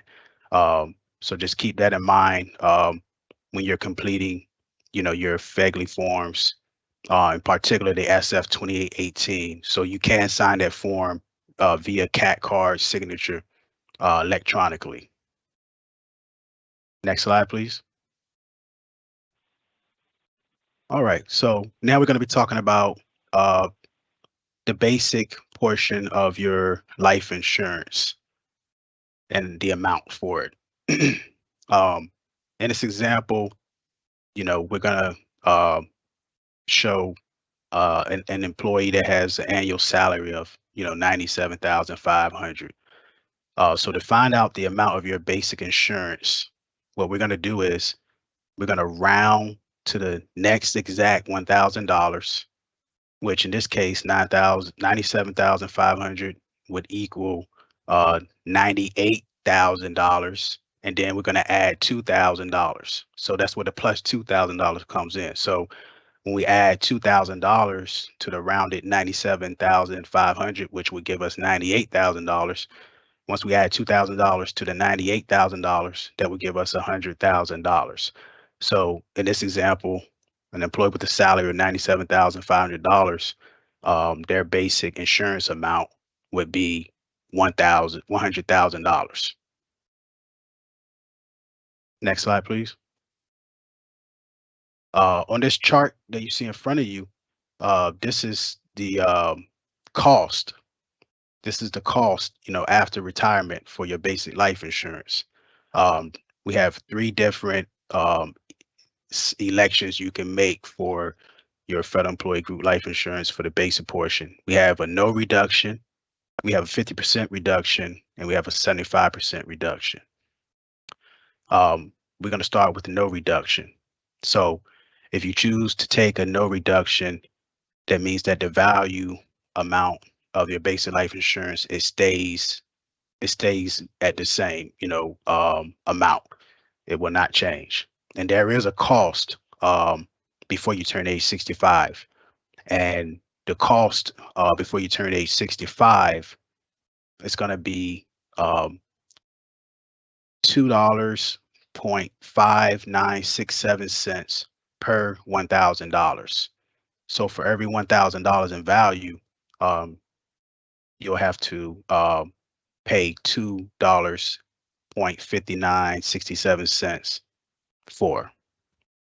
And then after you turn age 65, the cost will drop down to $2.25 per $1,000. All right, next is the 50% reduction. So with the 50% reduction, before you turn age 65, it's going to cost you $1.0967 per $1,000. The thing about a 50% reduction is that the value, of course, will reduce by 50%. So you're going to be receiving half of the amount for the basic life insurance, and it will stay at that half of the total amount for the basic life insurance throughout the remainder of retirement. And of course, once you turn age 65, there's going to be a 1% reduction to the value amount of your basic life insurance. And that 1% reduction is gonna occur every month that you're age 65 and older until the value reaches 50%. And the cost for that, once you turn age 65, it's going to drop down to 75 cents per $1,000. All right, last but not least, we have the 75% reduction. So the cost before you turn age 65 is going to be 0.3467 cents per $1,000. So you'll be paying that amount up until you turn age 65. Once you turn age 65, it's not gonna cost you anything. It's gonna be $0.00. I like to say free, but technically it's gonna be free once you turn age 65, because you're not gonna be having to pay for your basic portion of your life insurance due to making a 75% reduction. And one of the main things is that so once you turn age 65, the value amount of your basic life insurance is going to decrease by 2% every month until it reaches 25% in value. And that's going to take roughly like 3 years and 2 months for that full 75% reduction to complete itself, which will leave you with the remaining 25% of the basic life insurance value. And it's going to stay at that 25% value amount throughout the lifetime of the retirement. But yes, every month it's going to decrease by 2% once you turn age 65. So for those employees who are, close to age 65, if not already age 65, please keep in mind that, the 75% reduction could be the best option for you, if you decide that, you want to keep at least a basic portion of your life insurance and not have to pay so much just to, keep it into retirement. It's better to have something than to have nothing. Or better yet, if you're already age 65, you can at least select basic, with a 75% reduction. That way, you're not having to pay for it, and, you're going to have some form of, life insurance on the federal employee side that you can take with you into retirement. Next slide, please. Dante, before you go on, there was a question in the chat. I just want to clarify. It was a reference. I know you mentioned earlier that they employees could suspend their health insurance, their FEHB. That does not work the same with FEGLI. FEGLI, your federal employee group life insurance, you cannot suspend that. Once you decide elect not to carry it into retirement, is gone. Now, once you select an option to carry into retirement, if you decide to lower that premium amount, you can do that. But once you cancel an option, you can no longer regain that benefit for life insurance. That's all I have. You can continue. Okay. Here we have an example of an employee, of course, with an annual salary. With the previous example, the employee, had an annual salary of $97,500, which we used the round to the nearest $1,000 and then added $2,000, which gave the basic insurance amount to equal $100,000. So here we have a breakdown of the cost, as what I had described or explained in the previous slide. So we have the election at retirement for no reduction. So the value, of course, is going to stay at $100,000 before age 65. And then, the cost before age 65 came out to $259.67. And the value, after age 65 is going to stay at $100,000. And then the cost, after age 65 is going to be $225 per month. Then, we have the 50% reduction, where the value, of course, remain at $100,000. And that'll cost $109.67, before, age 65. And then we have the lowest value after age 65, where the reduction will take place once you turn age 65, and the value will drop to $50,000, which will, cost the employee $75 per month for that 50% reduction. Then last but not least, we have the 75% reduction, where the value will remain at $100,000 up until they turn age 65. They'll have to pay, $34.67 per month, just to keep that 75% reduction. And then once they turn age 65, the value of that $100,000 is going to end up dropping down to $25,000, where it will remain throughout the remainder of the retirement. And of course, at age 65, there will be no cost. So at least, the employee will have $25,000 in federal employee group life insurance at the end, once the full 75% reduction has taken place, and it'll be at no cost. All right, next slide, please. All right, next we're going to be talking about option A. We call that standard. The value amount for option A is $10,000. You will have to make a selection as to whether you want to continue option A or not. Noted earlier in regards to just like the 75% reduction for the basic portion of your life insurance, if you are age 65, then option A will not have a cost for you. It will be, $0.00. So the basic with the 75% reduction and option A, for employees that are age 65, if you do happen to have basic and option A, um, the least you should consider would be to do a basic with a 75% reduction and to keep option A, because at age 65 is not going to cost you anything.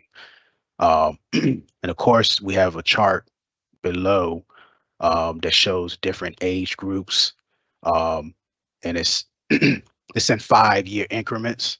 Um, so if you're age 50 through 54, for option A, the monthly cost is going to be $2.17. And then age 55 through 59, you're looking at $3.90. And then age 60 through 64, you're looking at $13. And as I had mentioned previous, for employees 65 and above, you keep option A. It's not going to cost you anything. Um, So for option A, with the value being at $10,000, once you turn age 65, that value is going to reduce by 2% every month. And once the value reaches $2,500, it will remain at $2,500.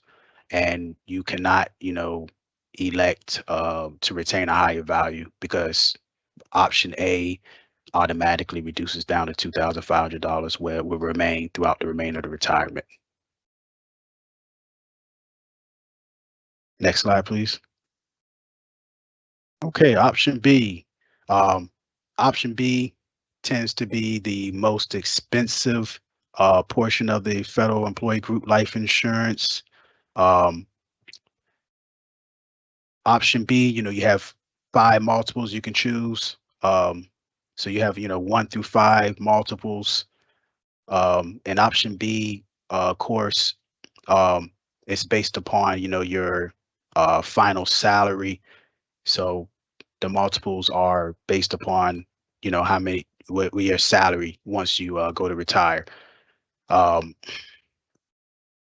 course, you do have to make an election for option B, and you have 2 selections you can make. You can choose a no reduction, where the value will, retain itself at the full salary, final salary, or you can do a full reduction where the value will, um, drop to $0. And of course, that reduction will take place at age 65, and it'll be a 2% reduction per month for 50 months. So it's going to take 50 months for that full reduction to complete itself. Next slide, please. Here we have, for federal employee group life insurance coverage under option B, we have the monthly cost per $1,000. The age group are in increments of 5 years. And of course, there's a monthly cost per $1,000. And if you, pay attention to the chart in front of you, you can see that, age 50 through 54, the cost is 0.217 cents per $1,000. Age 55 through 59 is 0.390 cents per $1,000. And age 60 through 64 is 0.867 cents per $1,000. So the value, the cost per month is going to increase. As we look age 65 through 69, we're at $1.04 per $1,000. And then age 70 to 74, is $1 and 0.863 cents per $1,000. And 75 through 79 is $3.90 per $1,000.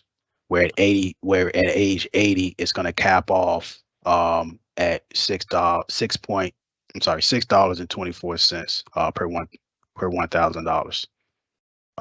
And this is why it's so costly, which you'll see in the next slide. We'll have a breakdown of that cost in the example. Next slide. Okay. All right. So here we are. Option B.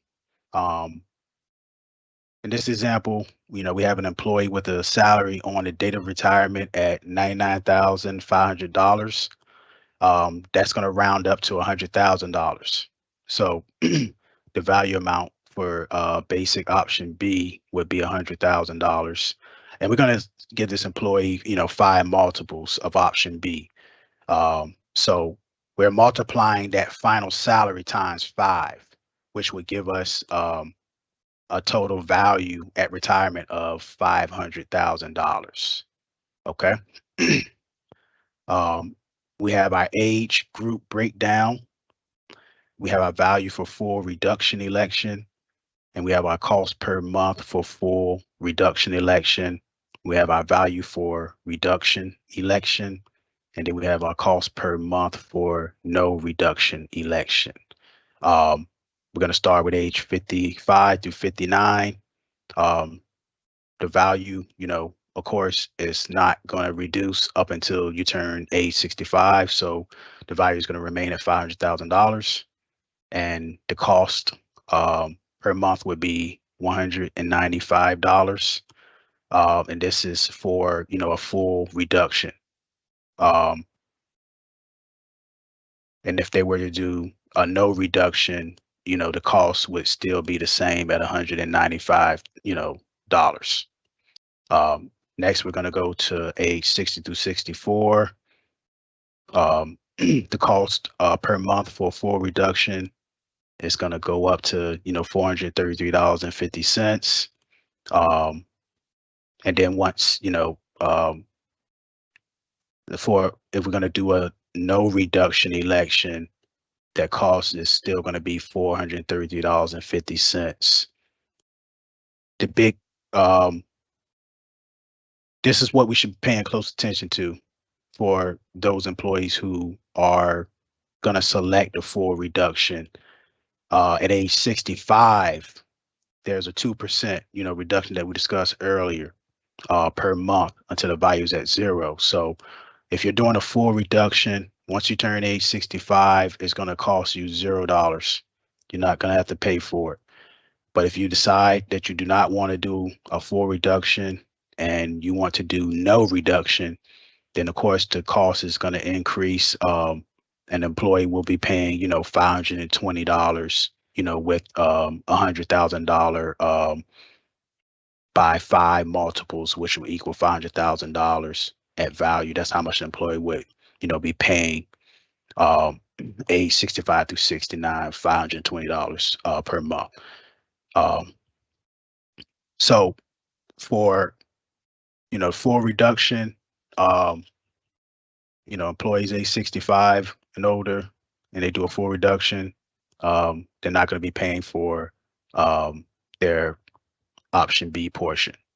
But we're just going to focus now on, what age, after that 65 through 69, which is going to be 70 through 74. The cost for no reduction is going to be $931.50. And then for age 75 through 79, the cost is going to, for no reduction, is going to go up to $1,950. And then, of course, age 80, and older, it's going to cost the employee $3,120 per month for a no reduction. But, the value amount for that option B is going to remain at $500,000 under a no reduction. Do we have any questions?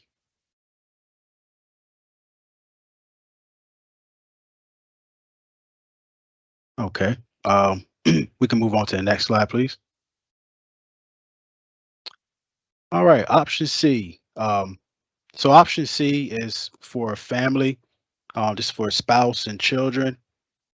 So the value amount for a spouse is $5,000, and the value amount for eligible children, which are children that are under the age of 18, would be $2,500.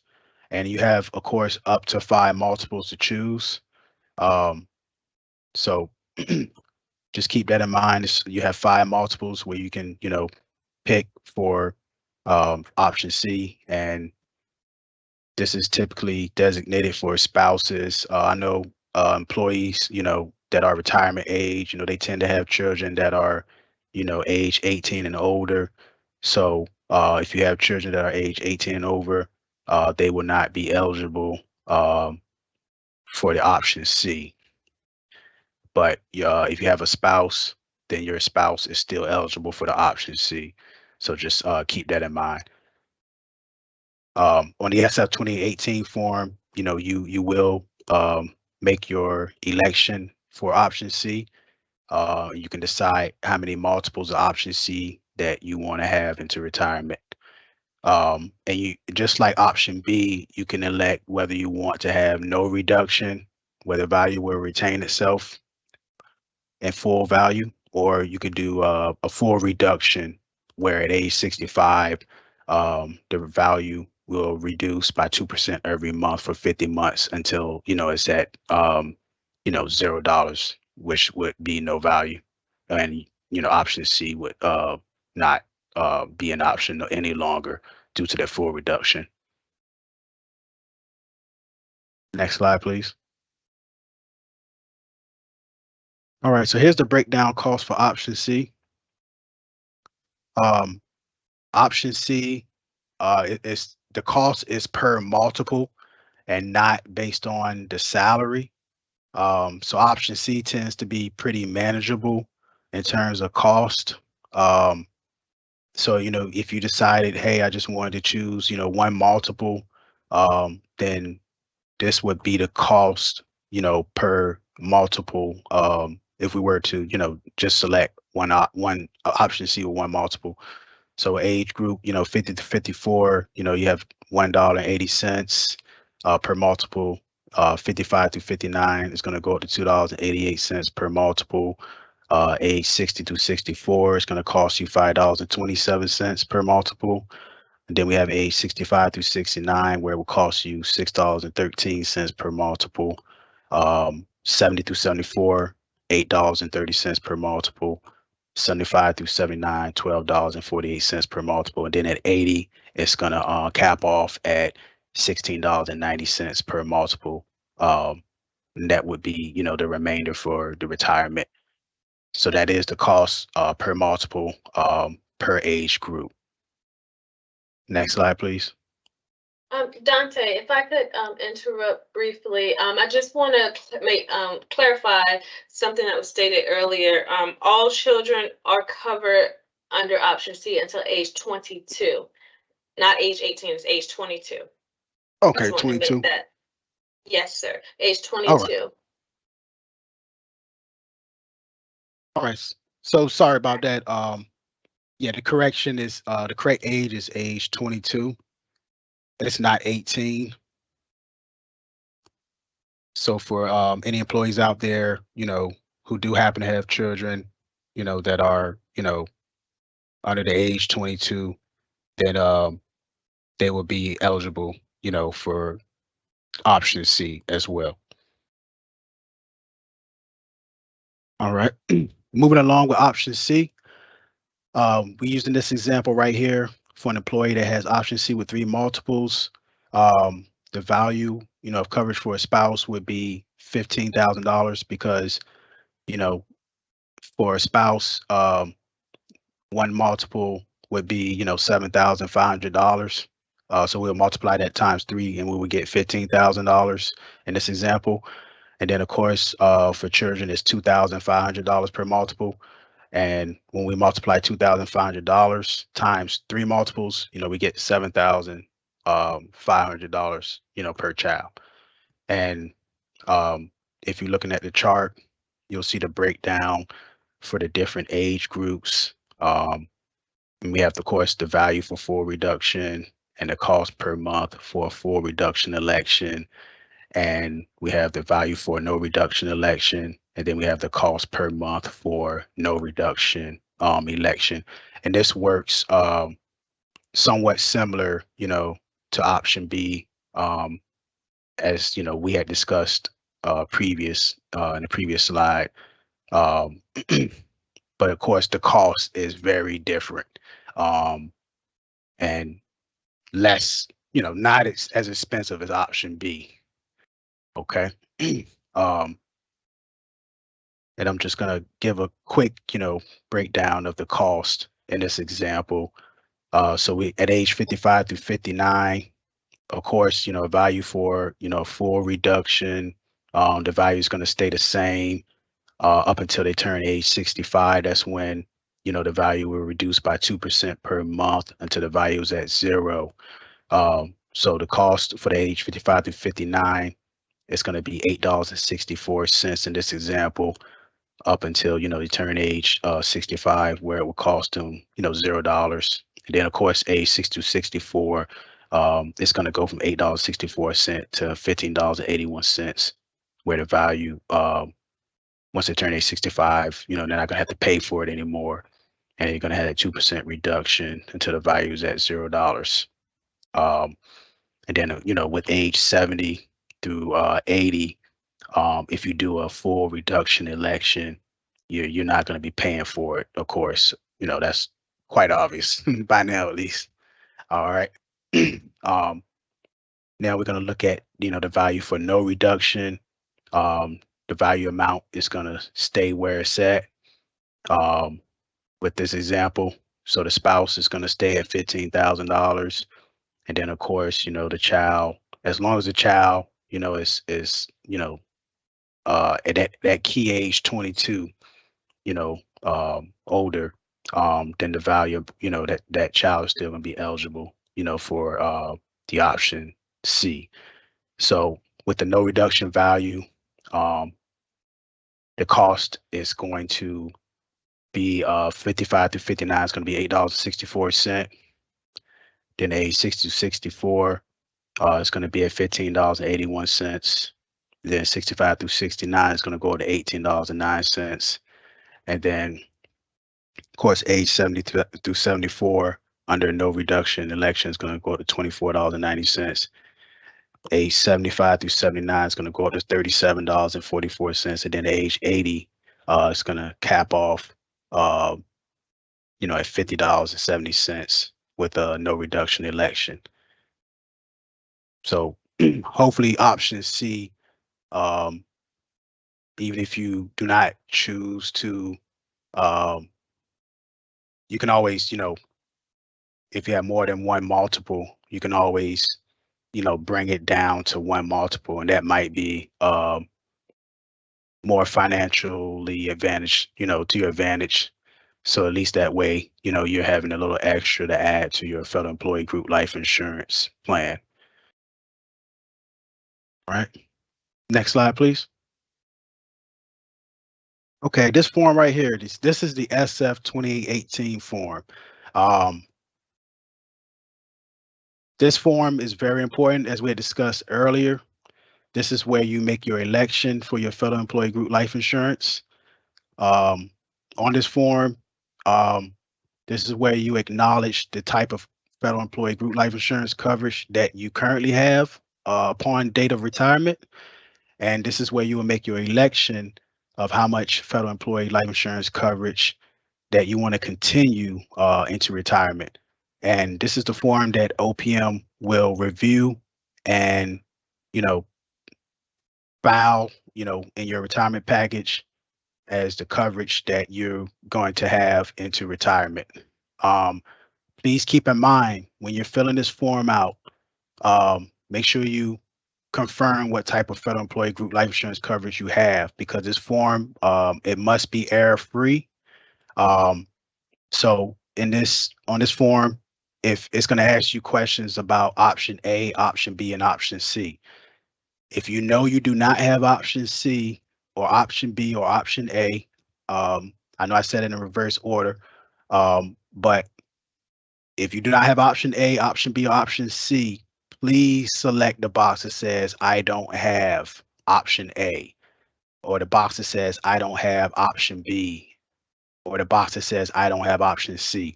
You must select those boxes. Please do not select yes. Please do not select no, but you have to select the box that says I don't have option A, option B, or option C, because it has to be error-free. and it's a way of confirming that you know what type of federal employee group life insurance coverage that you have. And this form, it can be found on GRB. If not, you can contact the benefits line, and you can, request to speak to a retirement specialist, and a retirement specialist will be more than happy to supply you with this SF 2018 form. Or if you need to discuss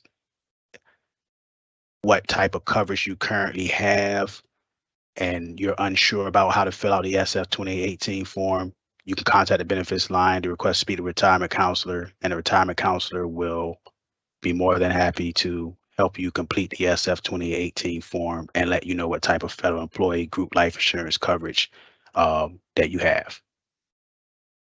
Next slide, please. All right.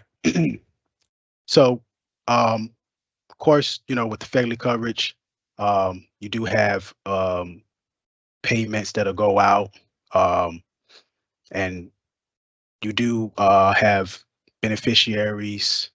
Some employees also have assigned ownership, but in most cases, employees, they'll have beneficiaries.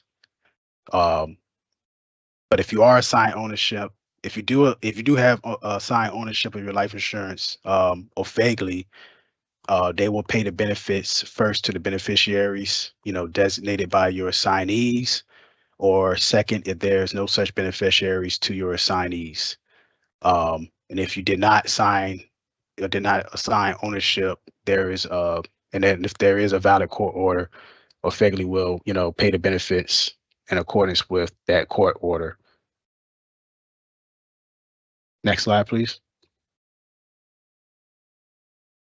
All right. In the event that there is no assigned ownership or valid court order on file, then the first beneficiary will be to be assigned, or vaguely will pay that you designated. So that comes first. If you designated any beneficiaries, then those beneficiaries will be, paid. Second, of course, the spouse, who happens to be a widow or widower, they'll receive payment. If you don't have a spouse or any designation of beneficiaries, then it will go to, your child or children, and if there's a deceased child, then it'll be shared, the rest, some of it be shared among, that descendants of that child, if that child happens to have any children. Fourth, if there are none of the previous stated, then it'll go to the parents, in equal shares or an entire amount to a surviving parent. Fifth, if none of the previously mentioned, then it'll go to an executor or administrator of your estate. And then last but not least, if none of the above, it'll go to next of kin, as determined, under the state laws where you live.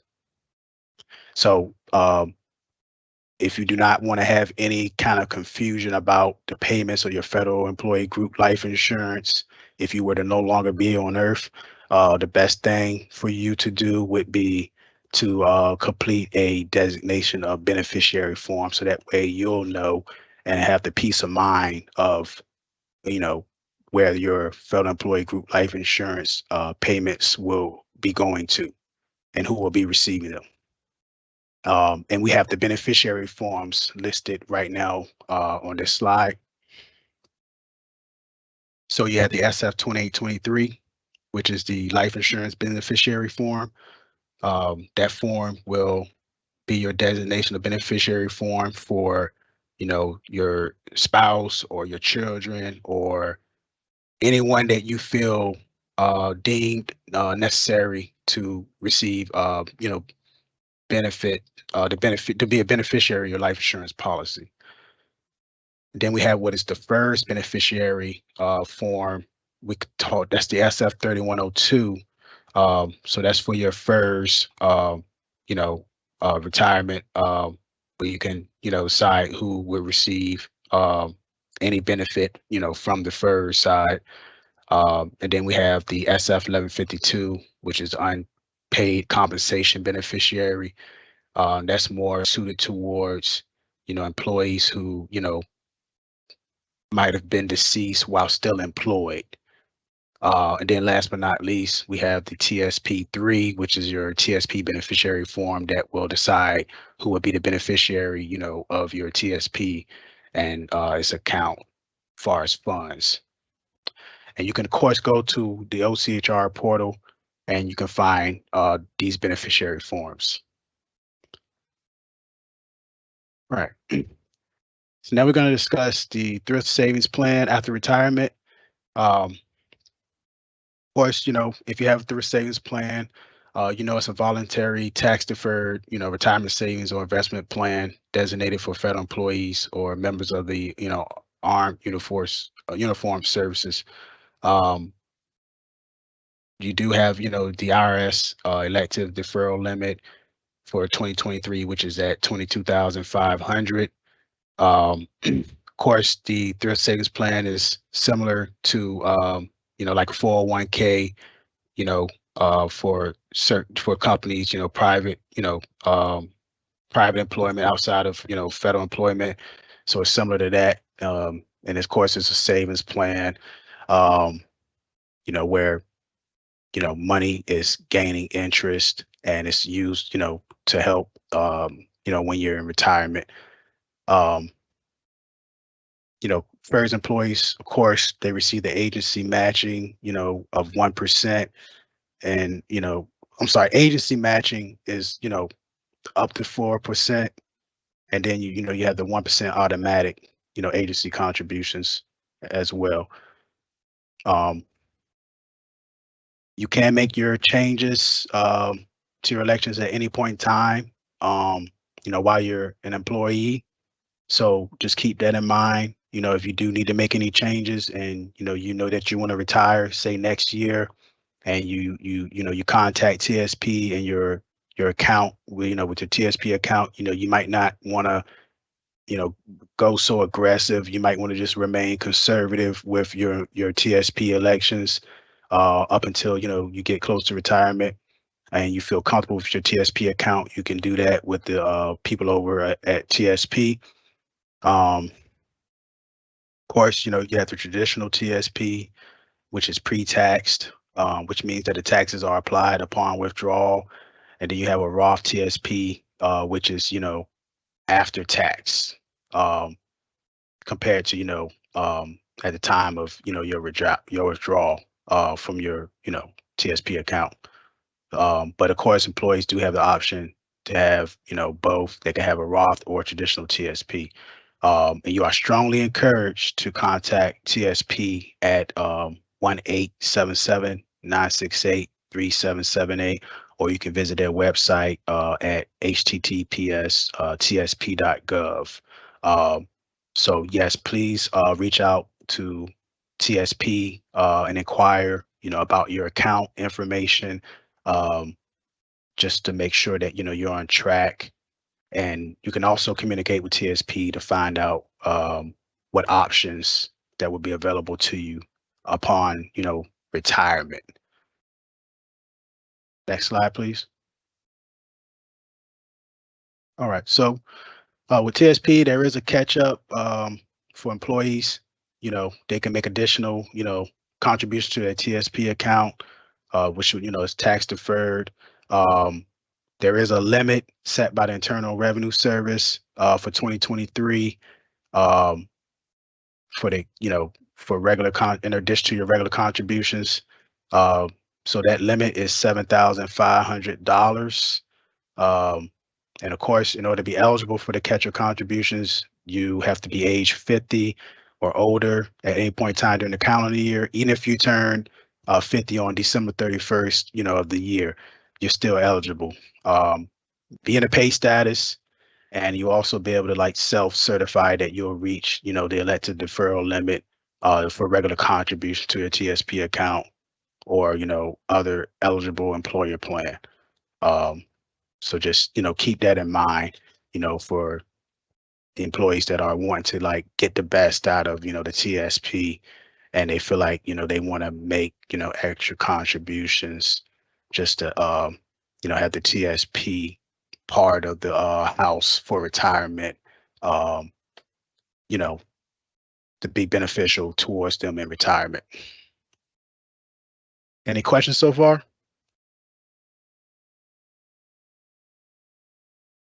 Okay, no questions. As a annuitant, you also have other programs for benefits that be eligible for you in regards to, um, supplementing, anything that would be beneficial for you.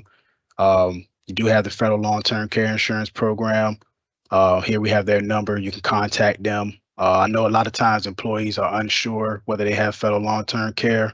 But if you want to know whether you have federal long-term care, if you're enrolled in it or not, you could dial, the 1-800 582-3337 number, or you can go online and inquire at www.ltcfeds.com, and just let them know that, you are headed towards retirement, or if you're already retired, you can reach out to them folks and inquire about federal long-term care insurance program. Dental and vision, here's a contact information. You can reach out to FedVip at 1-877-888-337, or you can visit them online at www.benefits.com. So you had dental and vision.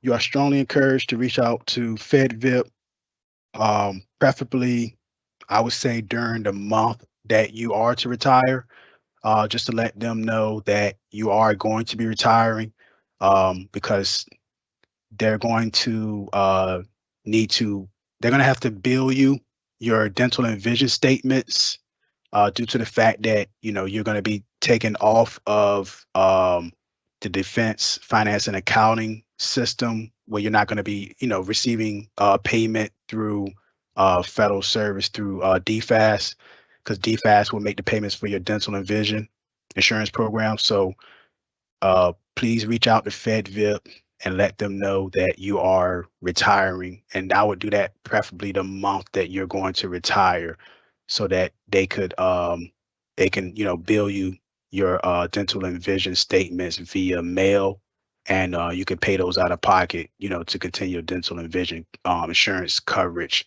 while in retirement. Next slide, please. All right. Please note, these flexible spending account will not be eligible in retirement. If you have a flexible spending account, please contact the FSA at 1-877-372-337, or you can go online at the website listed and contact, flexible spending account, just to notify them that you are going to be retiring. Also, FEHB premium conversion will not be eligible in retirement as well. Next slide, please. All right. So here are some important things to consider when thinking about retiring as a FERS employee. The last day of the month is typically the best day for FERS employees to retire, and that's because your annuity will commence, the following day. So, if you're going to retire the last day of the month, typically your annuity will commence the first of the following month. And your retirement will be effective, at midnight on the date of your retirement. If you want to accrue leave, annual leave and sick leave, you would need to complete at least 80 hours in that pay period. So if you're looking to get that last, accrual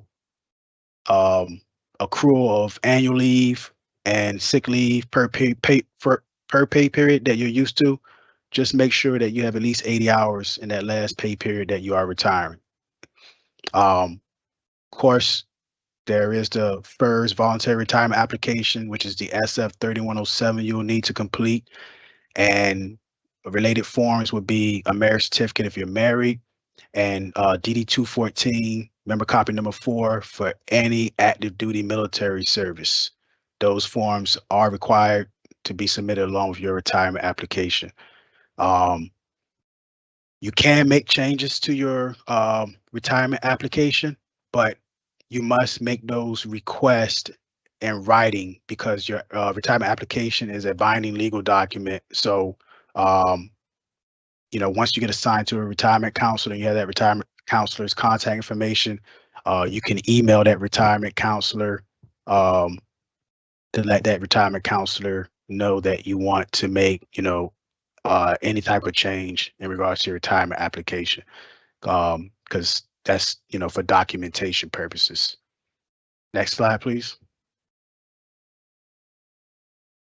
Of course, you want to start this process at least 120 days before your date of retirement, meaning that, you have a completed retirement application and you have all your necessary documents, mailed to the Civilian Benefits Center or uploaded through GRB platform. And of course, you can find those forms, on the Civilian Human Resource private portal, or you can find those forms on GRB platform. But if you do need to speak to someone, you can also call the benefits line at 888-320-2917. And there's also an email address, navybenefits@us.navy.mil, that can be used as a resource to reach out to someone and inquire about retirement. If you need assistance with completing a retirement application, you're strongly encouraged to call the benefits line and request to speak to a retirement counselor. That retirement counselor will help you complete your retirement application and make sure that you have all the necessary documents and that your retirement application is completed with no errors, and you can feel comfortable submitting it to the Civilian Benefits Center.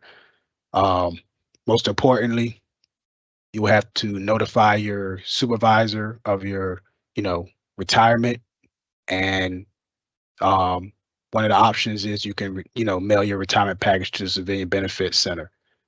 Any questions so far?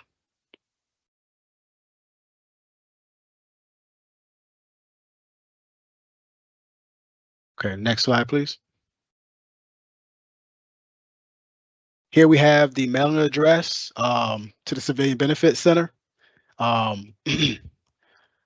Something that I get often, employees, they'll say, the mailing address, like with the Postal Service, they'll say that the mailing address is not correct, but this is the actual mailing address to submit your retirement application. We mainly encourage employees, if you're going to mail your retirement application, please mail it via FedEx. FedEx, we have very little issues with in regards to packages being delivered to the Civilian Benefits Center. But every now and then, USPS, they'll, their tracking will not say that the package has been delivered, which I don't know why that's an issue, but you're strongly encouraged to submit your package via FedEx and to the address listed in front of you, and this is the accurate address to send your retirement package to. And also you can upload your documents to GRB platform, and you can submit your application via GRB platform if you do not want to mail your retirement application to GRB platform. Your packages, they can be submitted with the wet signature or with the CAT card PIV signature. So also keep that in mind as well. Next slide, please. Here we have the OCHR private portal. On this portal, if you go to the tab titled, Don HR. You go down a drop, you'll see benefits. You'll select benefits, and then you'll look over to the left and you'll scroll down until you see retirement programs. And then once you're at retirement programs, you'll be able to find the FERS program information. You'll want to click on the FERS program information,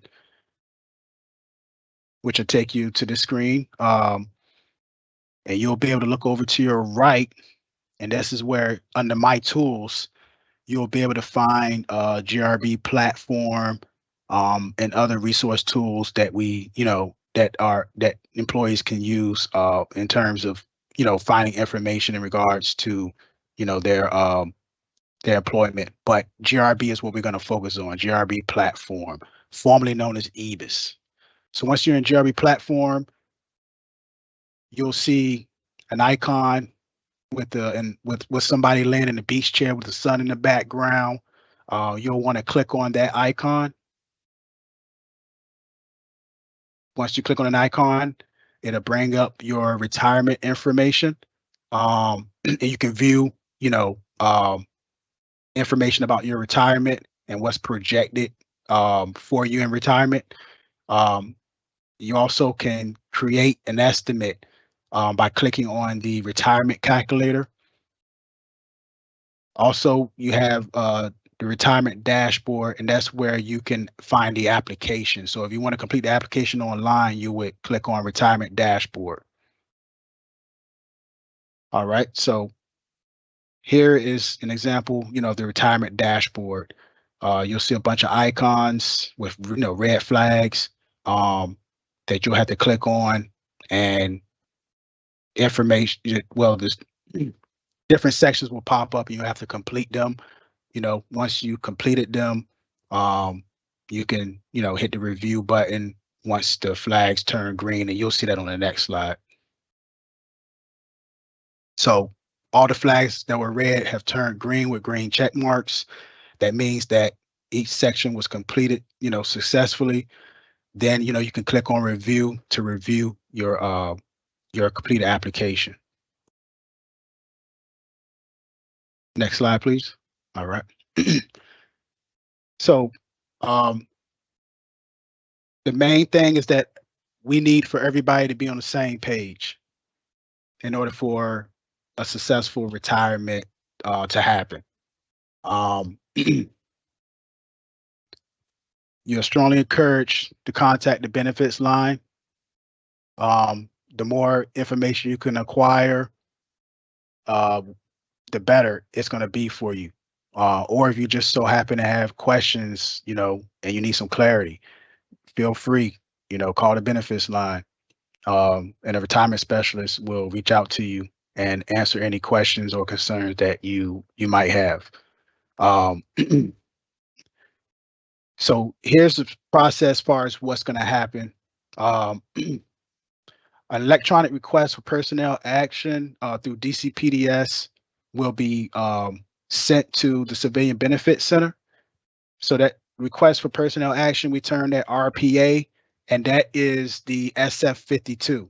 So you should be hearing an RPA or SF52 at some point in time, while you're in the process of retiring. And that is going to be through your admin or your local human resource office. Most importantly, when you check out from your, command, that's going to be through your local, that's going to be through your command. So at a Civilian Benefits Center, we do not check employees out. That is through your command. And so you have to follow your command's instructions as far as out processing from federal civilian employment. All right, next slide, please. So as a Civilian Benefit Center retirement specialist, what we'll do once we receive your retirement application, we'll do a complete review, and we'll reach out to the employee if there are any needed documents or if there are any forms that need correction. will reach out to you via email or telephone to notify you, so that way we can have a good retirement application to submit to OPM. The specialist would also counsel the employee about the retirement benefits and let them know what is available to them and other options, that might be available to them as well. Basically, we want to have the employee have a full understanding of, their retirement and give them an idea of, how they want their retirement to look. Once we've counseled the employee, and completed a retirement application for review and everything looks good, we prepare an annuity computation. I know this is very important for a lot of employees because, one of the main things employees are concerned about is how much money they're going to receive or what they're expected to receive in retirement. So we will be providing you with an annuity computation before you separate from federal civilian service under retirement. One of the final things that we do, we prepare, the employee office portion of the retirement package. So we will complete the rest of your retirement documentation after verifying your work history. So that rest of that retirement paperwork, that's going to be on the specialist to complete and attach with your retirement application for submittal, to OPM. That SF50, which is the RPA we talked about, that we're going to receive from your command, we're going to process that SF50 notification of personnel action. And typically you can reach out to your retirement specialist, assigned retirement specialist. You can reach out and request your SF50.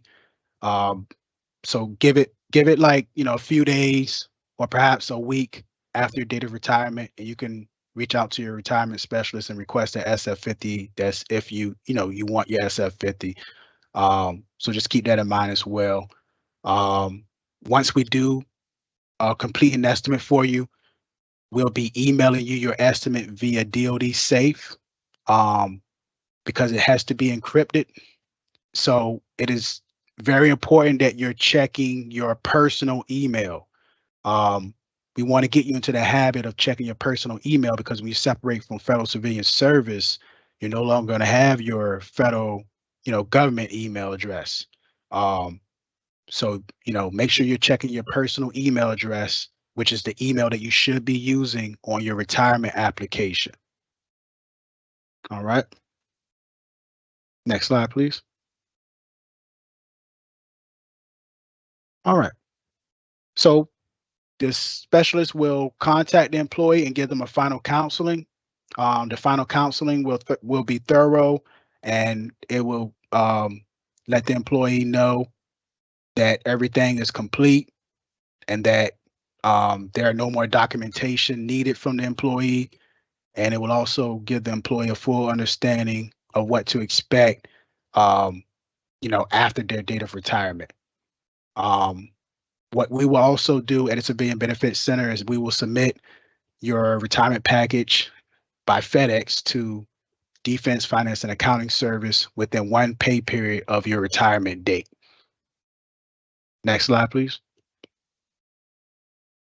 DFAS will receive your retirement package. DFAS will pay out your final paycheck, and they will also pay out your unused annual leave.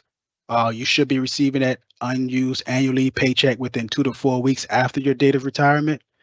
Also, DFAS will be preparing your individual retirement record, which we term the SF3100. That contains your salary history and your annual retirement contributions.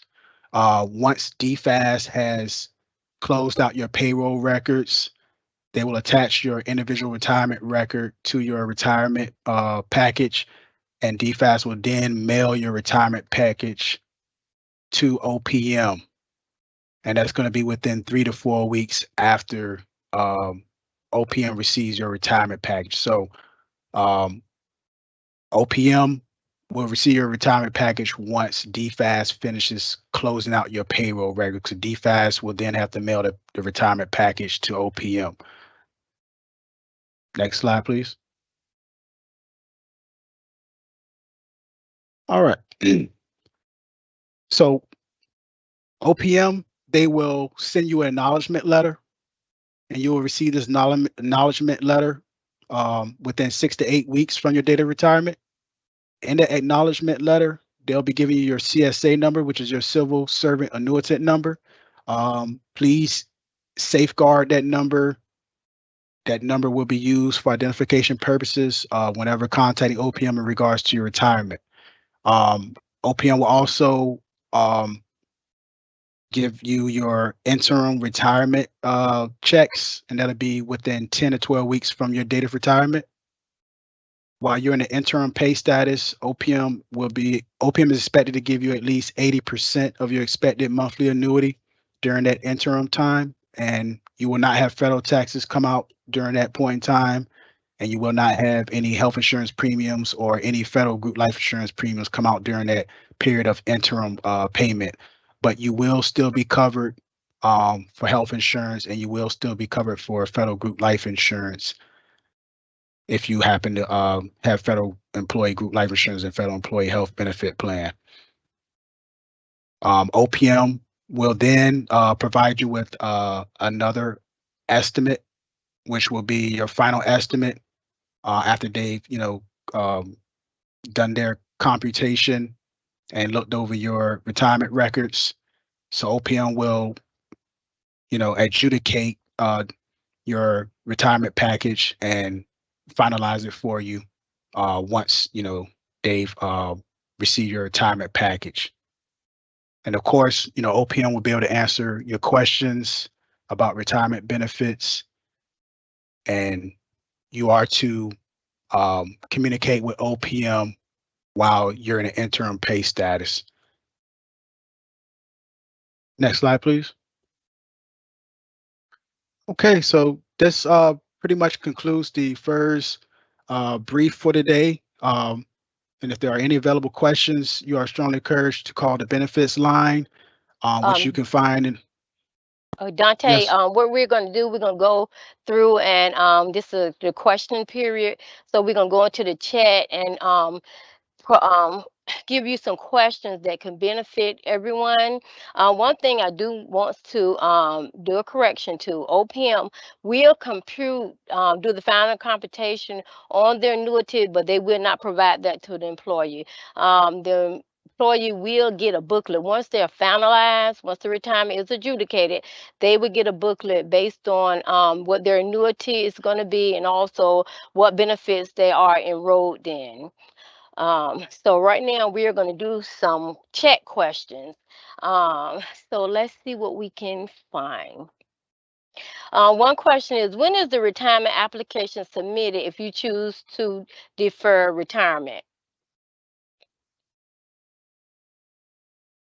So if you're going to do a deferred retirement, that's a different process. A deferred retirement, you would actually, just separate from federal civilian service under normal resignation, and then you would have to wait, until you turn age 62 to submit an application for deferred retirement. That application would have to go directly to Office of Personnel Management. Okay, and normally they will submit it approximately 60 days before they turn age 62 to OPM. And it's OPM's form. You can find the form on OPM's website to apply for the retirement. Another question is, can I submit my retirement package without the SF50 to delay notifying my supervisor?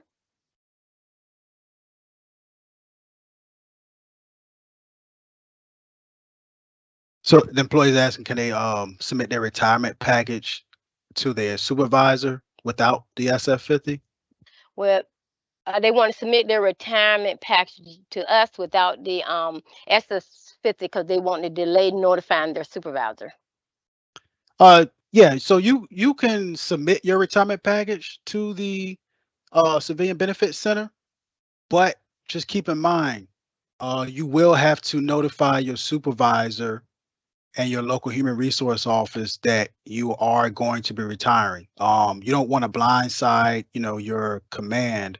Um, and of course, you want everybody to be on the same page, because we're not going to be able to fully process your retirement, unless your command is notified. Because we would like to have the SF-52, which is the request for personnel action. We would like to have that sent to us so that at least, your command is on the same page as the Civilian Benefits Center in terms of a date of retirement and being able to process you out of the system, you know, um, in a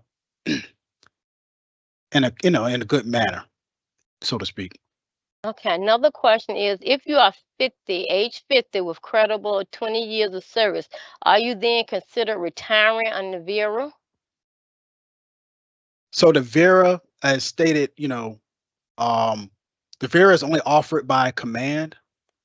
So you would have to receive notification from your command that you have been offered a VERA. But if you're age 50, you have at least 5 years of federal civilian service, and you have a military service time of 20 years that you actually made a military service deposit for. Um, and if, of course, with 20 years of military service, you could be, active duty retired. So if you are active duty retired and you have 20 years of military service, you must waive that the military retirement pay, which will start on the day that you actually retire. Okay, and just to clarify it, like Dante stated, the Vera is command driven, so the command will have to offer you an early out. There's nothing that you can ask for. It's not something that you can voluntarily do. It's definitely command driven. But if your command offer you a Vera, yes, if you're age 50 with at least 20 years of credible, you got to remember the key is credible civilian service, like Dante said, which can include military service. Again, if you military retired, you still will have to make a deposit and waive that military retired pay before you will be eligible to add that service time to your civilian service. But yes, if you're offered a VERA, you can be at least aged 50 with at least 20 years of credible civilian service. Another question is, when I see annual salary, is that to include locality? Yes, locality is included in your annual salary, so that is included with your annual salary. Okay, let's see.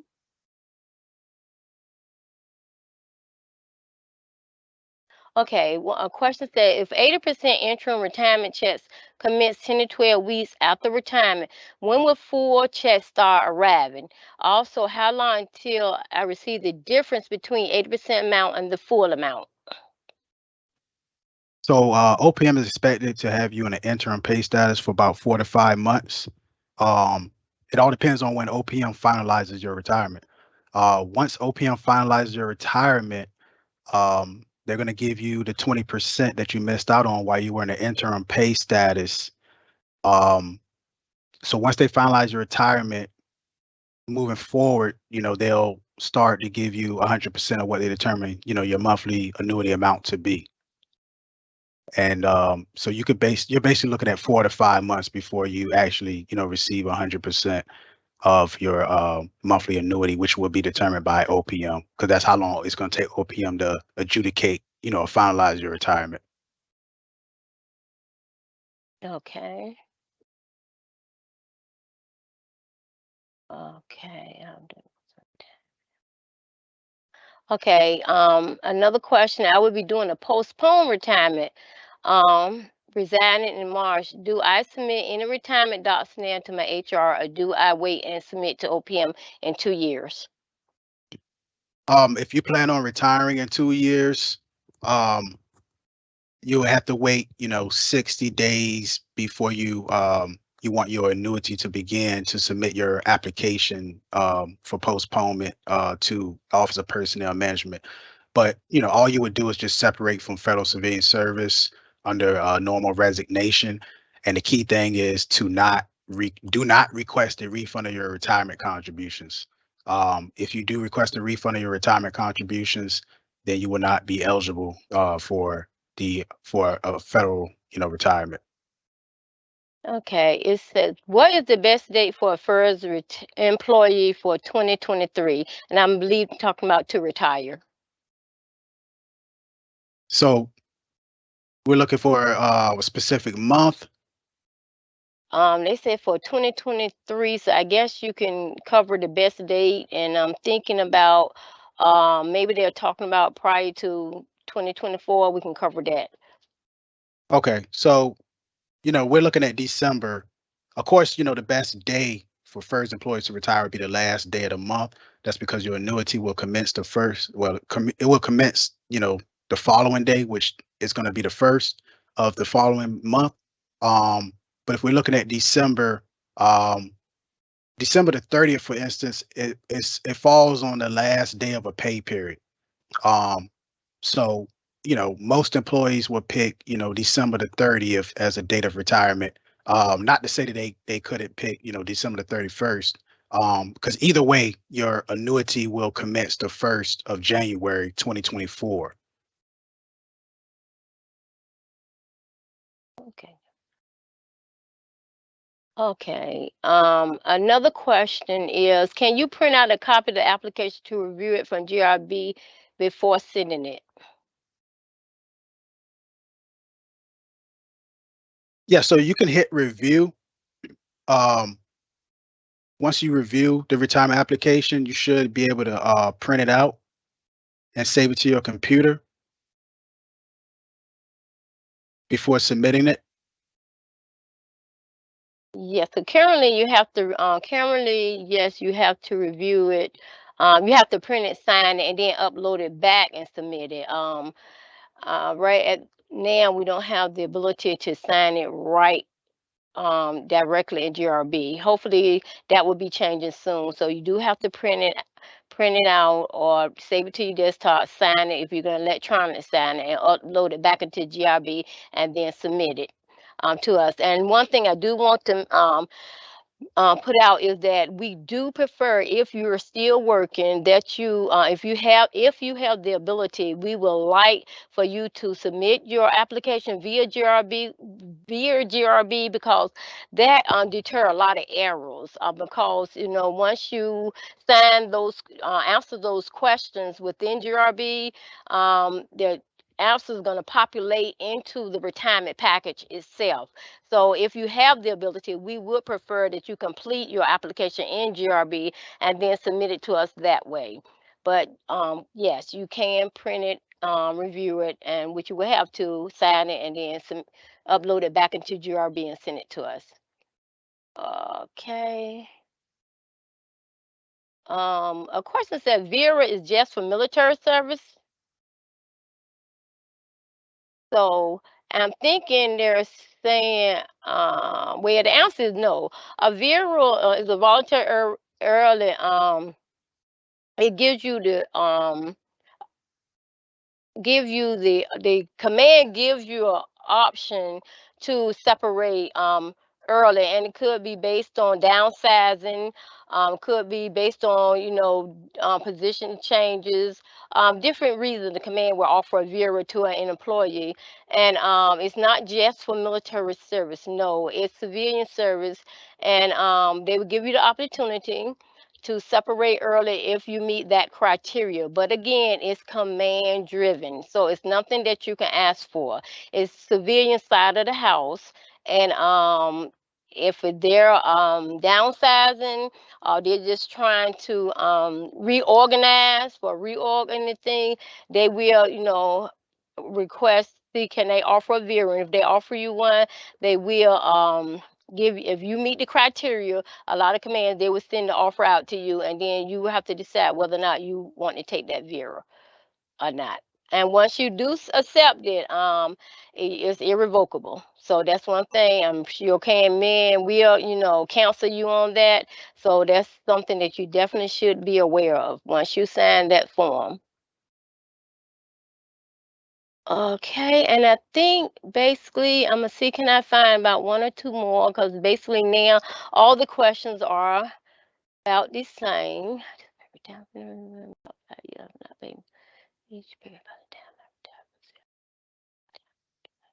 Okay, here's the question. Anticipating return from Navy Reserves, n- okay, not active duty, in about 5 years and have paid military deposits for each active duty period served.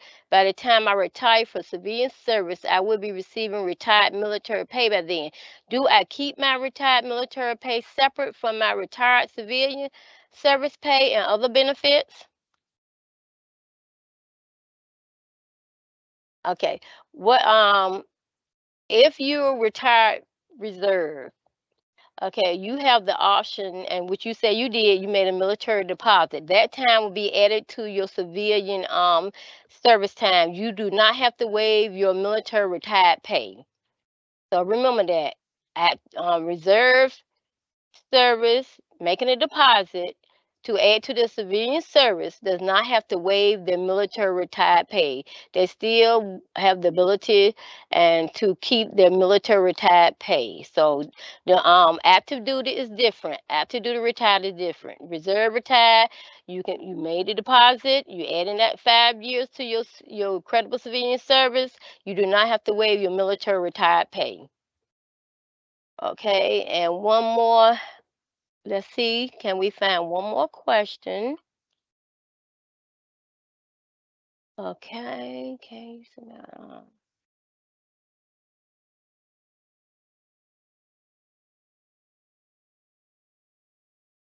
Okay, we have a question about the flexible spending account. You plan to retire in the middle of the year. You still you still be signed up for effortless for the 6 months when you be still employed. Okay, if you're open season, if you're signing up, let's say you're retiring next year, open season is coming up for the flexible spending account. You have the option to enroll into the flexible spending account. Once you retire, you cannot contribute to the account anymore. It's over. Far as contributing, far as any claims cannot be submitted after your retirement date. But the key is, if you have any haven't applied for your reimbursements, you have up to April the 30th of the following year to apply for your reimbursement. So you still can enroll during open season. There is not a time limit on enrolling because you are retiring. So remember that. If you have not, at the time that you retire and have not filed claim for your reimbursements, you have up until April 30th of the following year to apply for your reimbursements. Okay, that's all I have, Dante. You can continue. Yes, that concludes the briefing for today for FERS employees looking to retire, inquiring about retirement. You are strongly encouraged to um, visit, the OCHR Norfolk portal, and also call the benefits line. Um, if you need assistance, to speak with a retirement specialist. And also you can log into GRB platform, and you can look at your retirement information, and you can start the retirement application process. Do we have the slide with the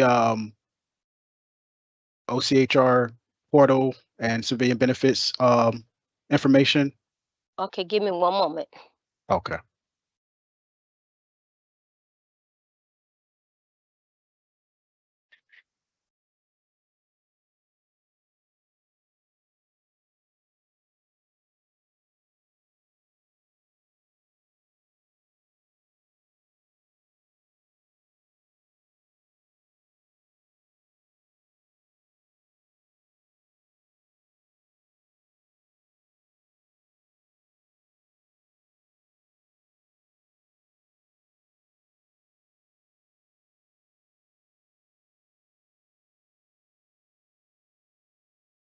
Hmm, trying to get back there.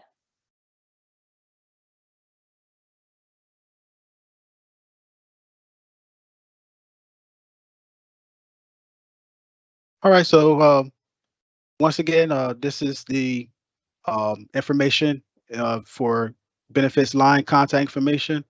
So you have the number here, the 888-320-2917.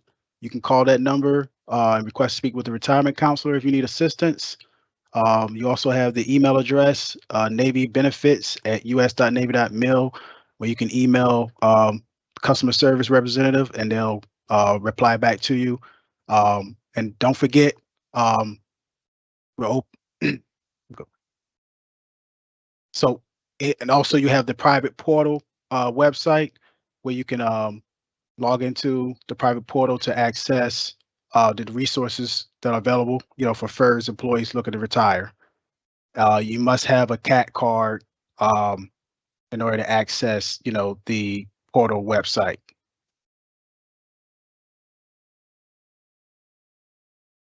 All right. Well, that will conclude the FERS benefit briefing for today.